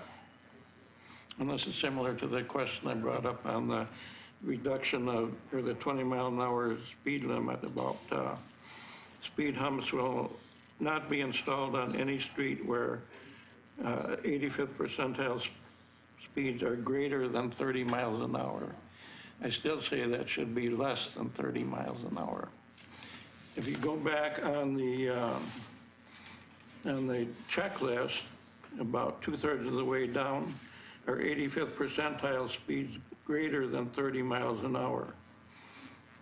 The desired answer for somebody wanting speed humps is yes, which is positive if you want a speed hump. But that seems to be contradictory to the statement that speed humps won't be installed on streets where the 85th percentile is greater than 30 miles an hour. And the other point I have to support changing that is that the same criteria on Public Works website says that speed humps shall not be installed on any street where the 85th percentile speeds are less than 30 miles an hour. So you have a conflict between what's here and what's on your website. So it sounds like we should probably look at the speed hump policy, because this policy has been established for a while. It hasn't been looked at closely in a few years. So I just attached this document. This wasn't created by me for the neighborhood traffic fact sheet. So it's an existing policy that we've had, so we probably should take a look at it again. Yeah, the intent is that if your 85th percentile speeds are greater than 30 miles an hour, you cannot install speed humps. What you're going to do is rip off the undercarriage of the cars going through there. So we're using that as a tool to say, essentially, you can't use this on collectors, you can't use this on arterials. It's supposed to be 85th percentile is 30 miles an hour or less. There may be some disconnection as to what's in the policy and what's on the website. So we'll look into that and make sure that they're all consistent. But the message is supposed to be that if you are 85th percentile, 30 or greater, you're ineligible for speed humps as a traffic calming measure. And I agree, the checklist though, the yes/no checklist, it does look contradictory, as you said, because you want as many yes check marks as possible, so we should probably adjust that language as well. So, yeah. So Is that speed hump information, is that a code or is that just a direct? It's an engineering recommendation. It's an engineering recommendation. Oh, You'll see okay. it within several And it transportation wouldn't have to go manuals. before any board or anything? no. Okay. So after addressing that, I'm fine with approving the. So I'd make a motion, we approve the draft with the recommended changes discussed here this evening. I second. Okay, it's moved and seconded. Any further discussion? Everybody in favor, say aye. Aye. Opposed?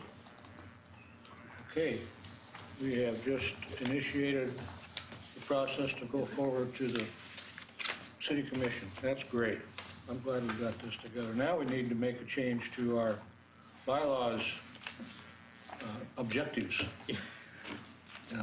Get rid of that wording about the neighborhood advisory, traffic advisory information, change it to this. Yes. But I think that's just we don't need to pass any. No, that's just a housekeeping. Yeah, I think that's just a housekeeping, and Lisa is a great housekeeper, so. we'll leave it there. John, did you have any more information from your department? Yeah, Martin's gonna carry out the lion's share of what's Okay. left here, I think. Let me get to the right page here. Yeah, so Dana's already. I'm gonna hold that up for us, Dana. So Dana's already provided you an update on the 20-mile-an-hour speed zone, and Recently, John had submitted an application for one of our staff members, Matt Paulson, who's a member of the Oregon Pavement Management Association. And Matt has really taken the reins in the 5 years that I've been here, and even prior to that, with not only being the street supervisor, but serving as the city's unofficial, but almost official now, pavement manager. So he's taken that program leaps and bounds beyond what it started at several years ago. He's an incredible leader for his division, and he's also an incredible pavement manager. He really is passionate about this job. So we put together a list of accomplishments that he's been able to put together using our pavement maintenance fee and submitted it to the Pavement Management Association. And Matt was selected as the Pavement Manager of the Year for 2017. And this is, I believe, for the entire state of Oregon, correct? Yeah. So 3 states. 3 states, the Northwest. Northwest. Yeah, I wasn't aware it was that wide.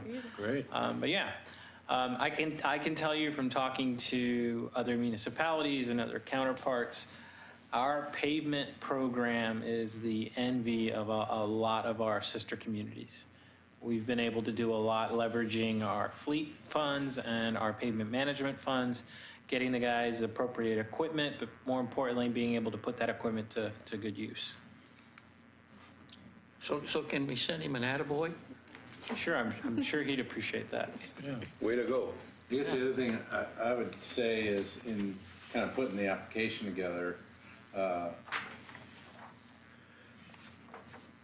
definitely a group effort. Matt's leading the charge, but Martin's taken that program to higher levels. The crew's taken that to higher levels.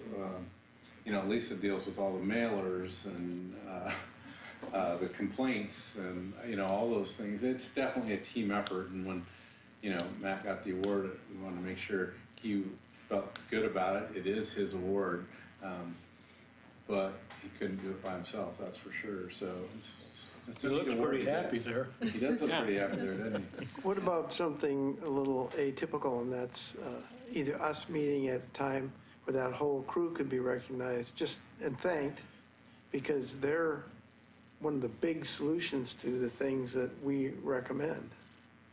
Yeah. And so they could have the crew and Martin and Matt, so bring them all in. It can be the first 5 minutes in a regular meeting or whatever.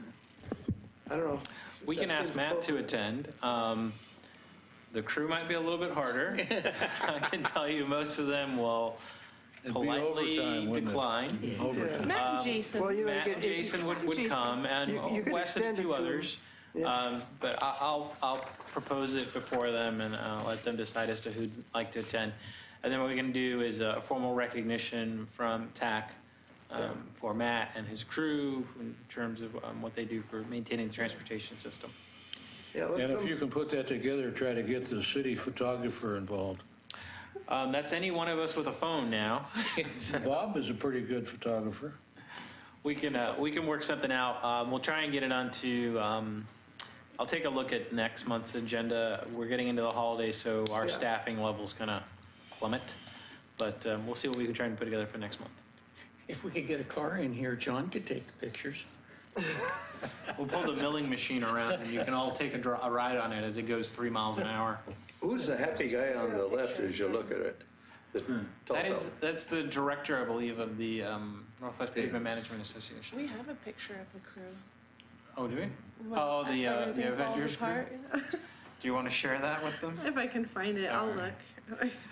By the way, I'd like to say that the installation of down there by the coffee shop, Dutch Brothers Coffee Shop, looks pretty good. They must have risked their life and limb putting it in, though. John, Just a you lane gotta shift. tell It them wasn't about bad. the tickets. Yeah. Now, again, Matt's crew did that, and I thought they did a fabulous job. They got it done in pretty quick, and 4 hours total. it's been successful.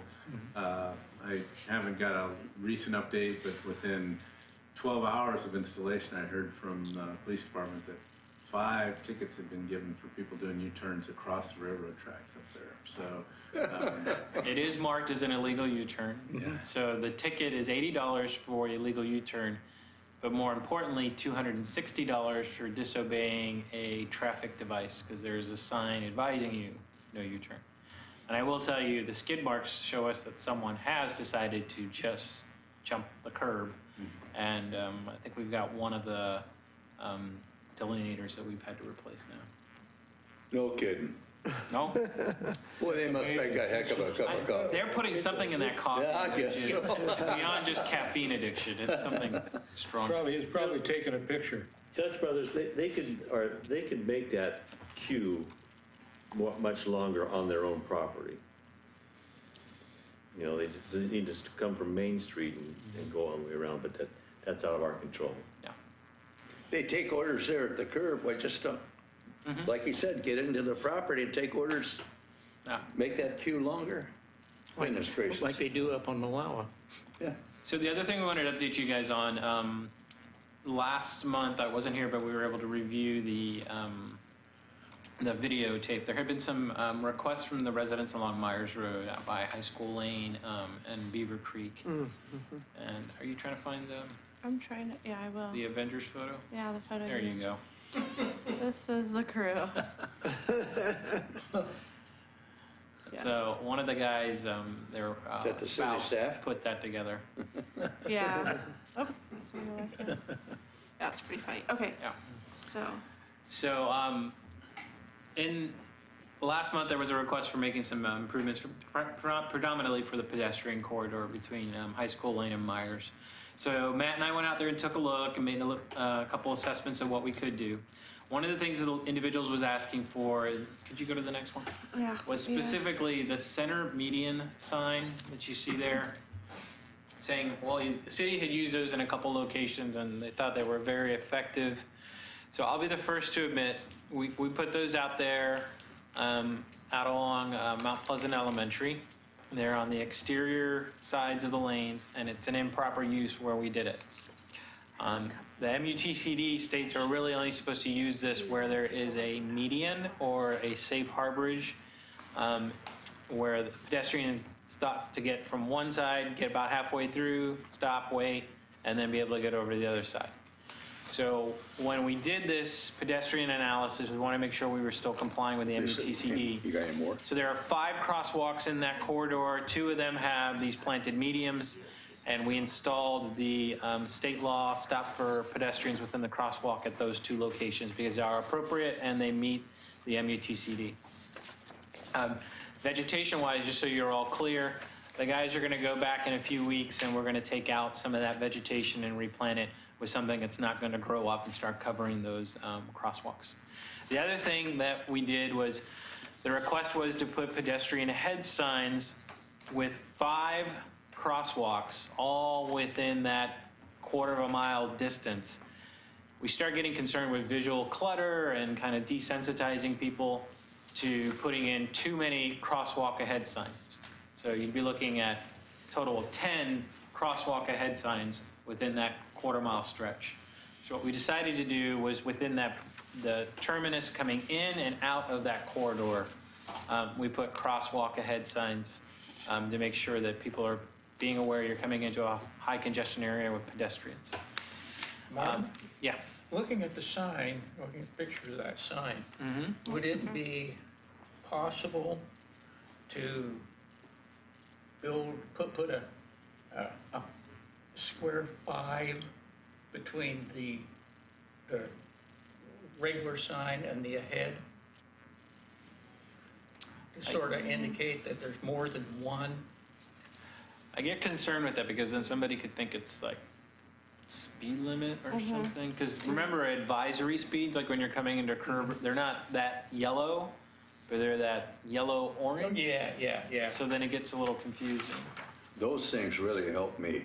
Yeah. They really do. What we could do is, if this isn't sufficient, we can look at putting those orange Flags? squares, Okay. diamonds, see if that might help. But right now, I think we've done what we can. All the crosswalks, Thermoplastic's in good shape. There aren't any other issues there. The other thing we did want to have is a conversation with the high school, see what we can do there in terms of some And enforcement. maybe you mentioned this and I forgot, but they also wanted to make you aware that state law says that those signs right there can't be higher than 4 feet. So that's why they're so low to the ground, a maximum of 4 feet tall. Okay. So, so any that's- questions? So the neighborhood's seen quite a bit of improvement in the signage, which is what they're looking for, right? Yeah. Yeah. So the other thing we're looking at is meeting with the high school and talking to them in terms of improvements for the overall school zone signalization and signing. It's not as simple as putting in some additional signage. There's some engineering work and some cost that goes into that, but we're going to bridge that or start that communication I with think them. there was also intent to inform students of what the actual laws are that relate to these signs, so Yeah. they don't go streaming across in the middle of the block. And so that, when you talk to the school, you should make sure that they do that with new orientation each year or something like that. It could be a handout or whatever. Do we have any feedback that these crosswalk signs have made any difference yet? So there's been no monitoring. So Any anecdotal? we've not heard anything that I've been advised of. Lisa, have you heard No. anything? I haven't heard anything. This may be a case of no news is good news. Yeah. So once They're we definitely, I mean, to a driver, they're obvious. It's kind of like those, speed limit signs that tell you something. There is some benefit to those. So, But every one of the intersections or crosswalks is properly signed and trying to meet the MUTCD to the best that we can. That's all I have for the Public Works report. Okay, and then your packet, the communications, the ODOT I-205 widening and seismic improvement announcement is very encouraging. How long it will take to get there, I don't know, but it's encouraging. Does anybody have any future agenda items they'd like to be considered? I had some requests or comments at the last South End Neighborhood Association meeting, which probably don't amount to a future agenda item, but this is, well, I'll bring it up anyway, is they had 3 comments. One was on Central Point, they're speeding again, but luckily Lisa had emailed me just a couple days before that John had asked the state to look at Central Point. So they were pleased with that. The other is on Partlow Road, the same crosswalk at South End. Martin had put up some previous signs on that to call further attention to stop it for pedestrians at crosswalks. They still bring that up. I don't see any improvements that should be made, but it's up to you. Didn't we increase signage at that location? Pardon me? At Partlow, didn't we install signage at that location? Yeah, you put in those signs that state law requires you to stop for pedestrians. Okay. So when I drove through there, it looked fine to me. But Okay. And the other thing was where Partlow has an S curve right to the east of South End. Somebody noticed that there were turn signs or chevrons pointing to the right for cars traveling westbound on Partlow, but there were no similar signs for cars just coming off South End and entering that. But, so I don't know if that is Coming clear. off South End, turning into that? Might that be because of their speed? They're on Partlow, they were going 25 miles an hour. That's the speed there, isn't it? Yes. Okay, coming to the curve, well, then they see the curve, but when they're coming off of South End, approaching that curve just a short distance, so they already achieved 25 miles an hour already. Might not be needed. I think that's probably a good, the other piece is trying to get those chevrons into those new homes. So they'd have to be on that existing bulb out, right? There's that bulb out there. So trying to get chevrons placed, it'd be in somebody's front yard, basically. And I think the other thing is that it's delineated a little better with curb and sidewalk through there, as opposed to coming the other way. there's, on one side at least, there's shoulder, I think there's a piece, it's narrower, I don't know. I don't know the reason necessarily, but seems like it's pretty obvious to the driver going the other, a lot more obvious than the other way, right? Where you've got a long straight stretch and all of a sudden a curve and maybe not well lit. Yeah, I would say as you're coming on Partlow headed northwest, the chevrons, you've got a long straight run coming right up just before those chevrons, and then the road starts to take that S-turn. And we're trying to advise the driver coming in there, you've got to change in the pattern that, because it's a relatively flat grade, you may not be able to observe it. Whereas somebody coming off a south end, you don't have a quarter mile, and you've been coming up to speed coming into that. You basically just came off south end, and you're going straight into those S-turns. So it may not be needed, but definitely coming from Partlow on that straight run as you come towards the S-turn, you know, just looking at here on Google Earth, you've got pretty good flat grade that you can't tell where the road is going. Well, you may see the driveway beyond, and yeah. Okay, so Yeah, the old road used to, I don't know if you were there, Gary, but the old Partlow used to go straight through there until they realigned that intersection, so that may have been part of it. Yeah, right through that house. And Gary, can I go back to the Central Point thing? So Dana has also been looking at the Central Point thing, and what we're noticing is that, so coming into the city limits, it's posted at 45. Then at Partlow, it changes to 35. It stays 35 from there on. Interesting thing with some of the traffic data, speed data that we showed tonight for the Park Place presentation, we looked at that same speed data. And the 85th percentile speeds in the 45 mile an hour section are less than 45 miles an hour, so they're more like 38 miles an hour. But in the 35 mile an hour section, we're seeing speeds in the 85 percentile in that 44, 43, 45 miles per hour.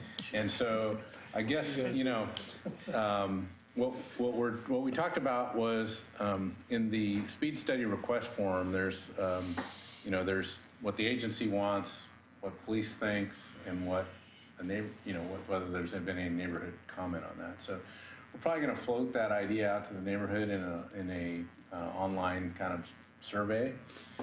And I think the concern is that if they check the 85th percentile speeds, it may go up to, they may make the decision that it should be 40 miles an hour all the way along that road section, which isn't the objective of most out there. So I don't think the neighborhood is necessary. There might be some in the neighborhood interested in that kind of change, but it never seems to come to us for increased speeds. It's always about decreasing speeds, right? So it might backfire on them. It could backfire, and I just felt like I was supposed to mention that to you guys tonight, and so I have. And a couple other things. Are you done, Gary? I'm done. I agree with Martin's analysis of those turn signs. Okay. So December, we have a meeting to talk about interviews, right? No, December, we're holding the interviews. We're holding the interviews. At the December meeting. So something's come up with the schedule of the alternate mobility study that we're feeling like, well, this mostly came about because of the Kenema trail plan and the fact that the Planning Commission wanted to make sure that we got buy-in from TAC and from PRAC. And so in thinking that through for the next plan that's going to come before the Planning Commission, we thought we should bring the alternate mobility study to the, not the PRAC, but the TAC. So just given our schedule and the fact that we'd really kind of like to move that plan forward on the schedule that we'd planned on, we'd like to be able to bring in, I don't know if we're going to bring in Kelson or if I'm going to do it, but somehow we want to get that in front of you, and we're thinking December's the time frame. So I don't know how much time we need for that interview process. Well, you could send out for us to review beforehand. We can do that as well. It'll be in a draft form, but yeah, that's something we would do. It seems like, as my memory on those interviews, is it takes about an hour and a half to go through the crew. Now, you've got a change in the process that we're supposed to follow this time? Yes, so it takes about 15 minutes per interview. We have 3, although we may have 4 when the chamber recommends They haven't. an individual, which they have not yet. So I would say about an hour, and we have them starting at 6 o'clock. This year, you're not supposed to discuss after each interview the applicant. You're only supposed to rank them at the very end, 1 through however many you have. Okay. So they want to keep discussion to a minimum. So that should move things along a little faster. Do we have On the record. Did you find out if we have a quorum for that meeting? We do. Okay. We have quorum. Is there a reason given for not having discussion? Because now that we're filming them, they want to keep discussion about each applicant to a minimum. In the past, we've been able to keep the cameras off, and now we have to record everything. So that was the only reason they gave me. So we will simply maybe- be ranking them 1 through 3 or 1 through 1 4. through 4, yeah.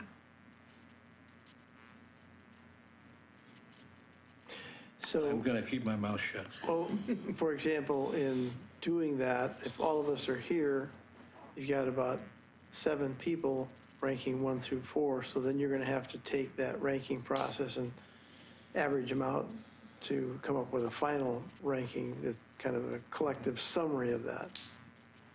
Whoever gets, you just tallying all the person's rankings up, whoever has the highest number, the lowest number wins, right? I can verify with Katie. She made it sound like you would decide as a collective what tax 1 through 4, 1 through 3 would be. So instead of each individual person ranking, you would decide as a TAC. So I guess you would have to deliberate a little bit, but she's trying to keep the discussion to a minimum. So the way you've discussed it, I've seen it handled like this. The people do, this was with planning commission members, too bad Bob's not here. You have citizen volunteers, you have a city council or a commission as it is here, making a decision on how they're going to vote. And what they would do is, this met public meeting law as well. They would rank the candidates. Each would have a sheet of paper, and they'd have the names, and they would rank it. Then the city clerk would take it, come up with the totals, and say, okay, these were your things. And then they would, one by one, motion second pass, let's recommend the number 1 ranked and number 2. And they have those votes with the commissioners' names on them on paper, but they're not discussing that. They're just saying, this is where all of you were individually coming together. So then do you want to recommend your highest priority person and second or ranked person? And that process I've seen work pretty well. So you Okay. might think about that. Yeah. Yeah. Too bad we can't have an executive session. I was thinking of a way to make it clear the candidates are numbered 1 through 4 based on the order in which they interview. So our recommendation could be eventually come out 3, 1, 2, 4 or something like that, and just pass that on to the commission.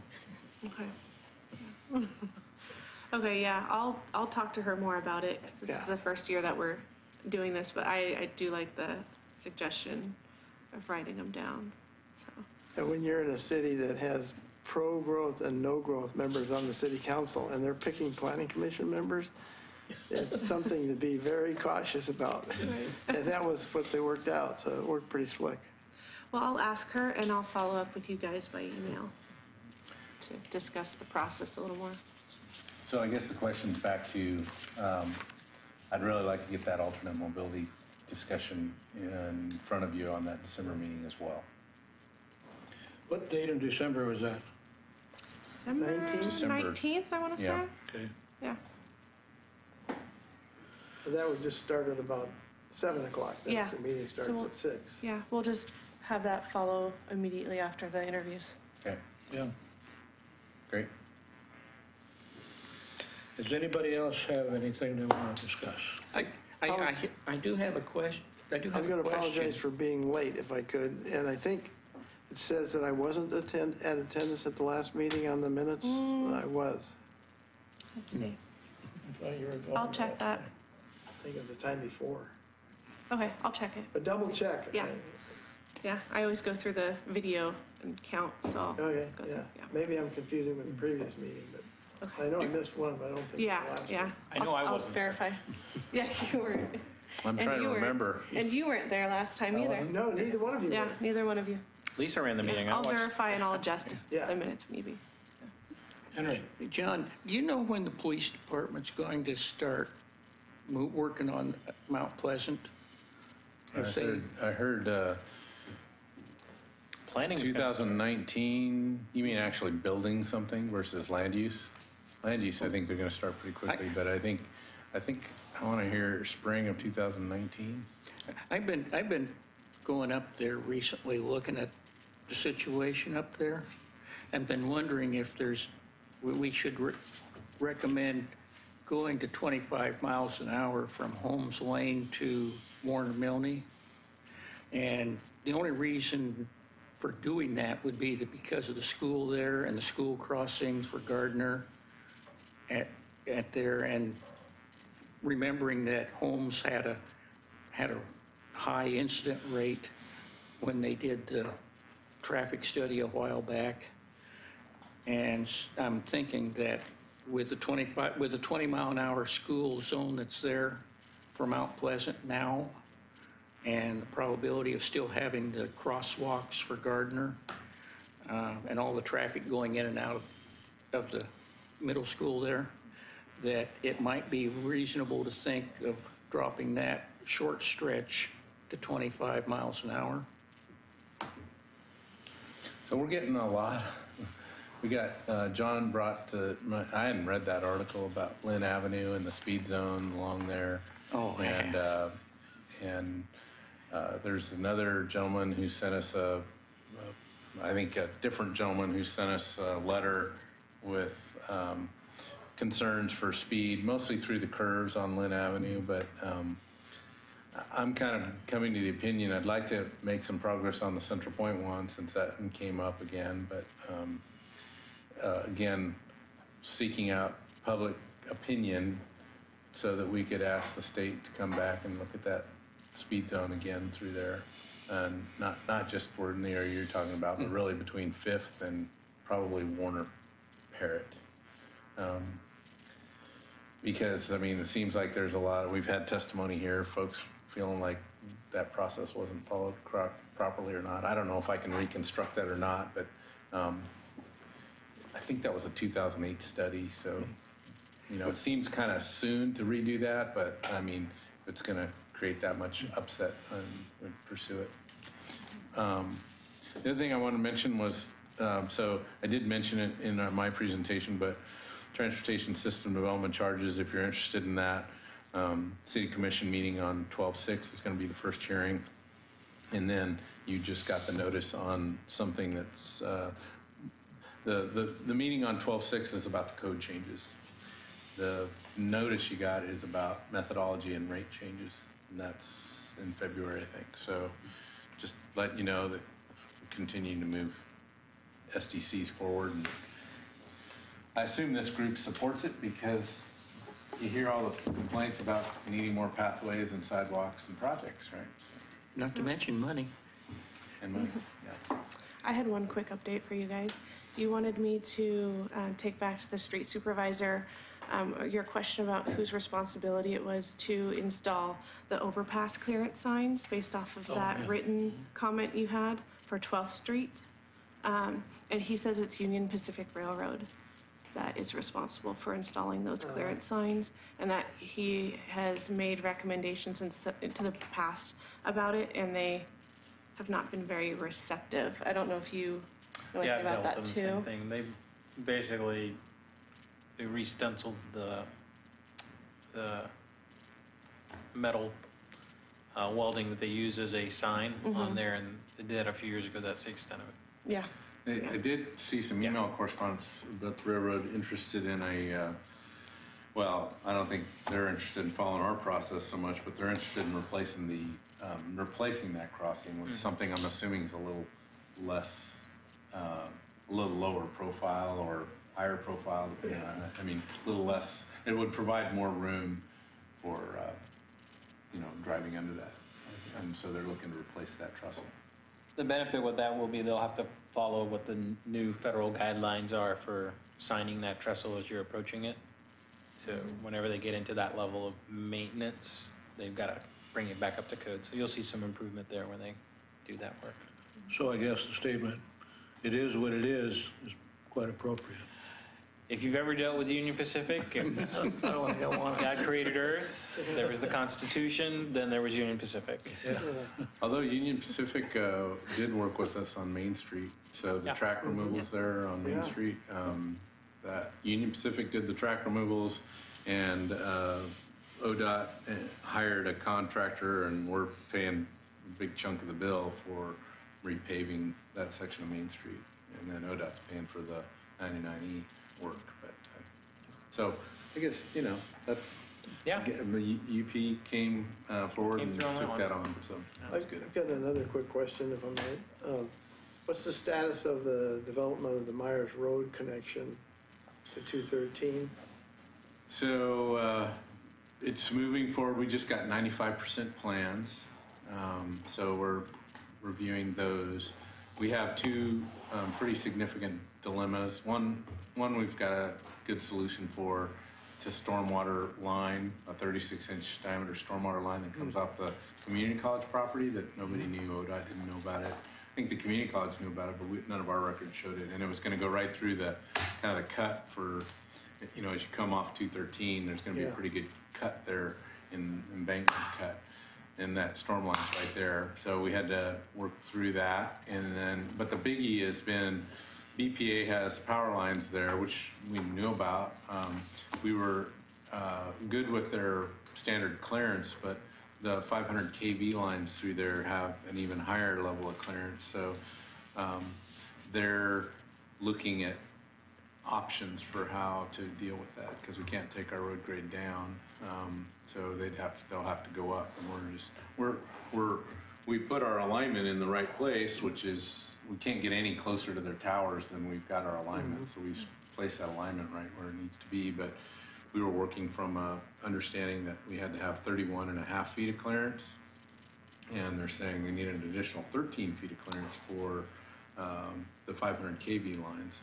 And I don't know if that's a new standard or what, but so we're working through that, and I think that's kind of in their hands right now to help us understand what it would take to get the additional 13 feet. So that's we were under a pretty tight timeline, which we're staying on, but we think they've told us that they can't meet our schedule, so we're probably going to see probably about a year delay. I saw some stakes out by the running path that goes by that intersection over on the school side. Okay. And I saw some stakes that said remnant parcels. Yep. So that started me thinking, if it's going to be a big remnant parcel, maybe you could just take it all and put a traffic circle in there instead of lights. I don't know. Too much traffic. Yeah, Too late for that. ODOT won't approve, and I don't think that's the right place for a roundabout, John. But yeah, there are some remnant parcels. The community college has got property, or would have property on both sides of Myers Road. So that's all been staked for property negotiations with the property owners. So. Is there possibilities to make a realignment of Myers to get more Clearance? more clearance? We spotted it as close to the tower. So the closer you're out of the tower, the higher the lines are. If you get out in between the towers, there's a lot of sag, right? And so you want to be close to the tower, but not so close that then they're worried about a car going off road and hitting their tower. So I think it's 50 feet. We're right on the edge of that 50 feet, so we can't get any closer to the tower. We're at the most optimal place. It's just that this 500 kV and the fact that they need a higher level of clearance there is something that was missed. Anything else? This meeting is adjourned.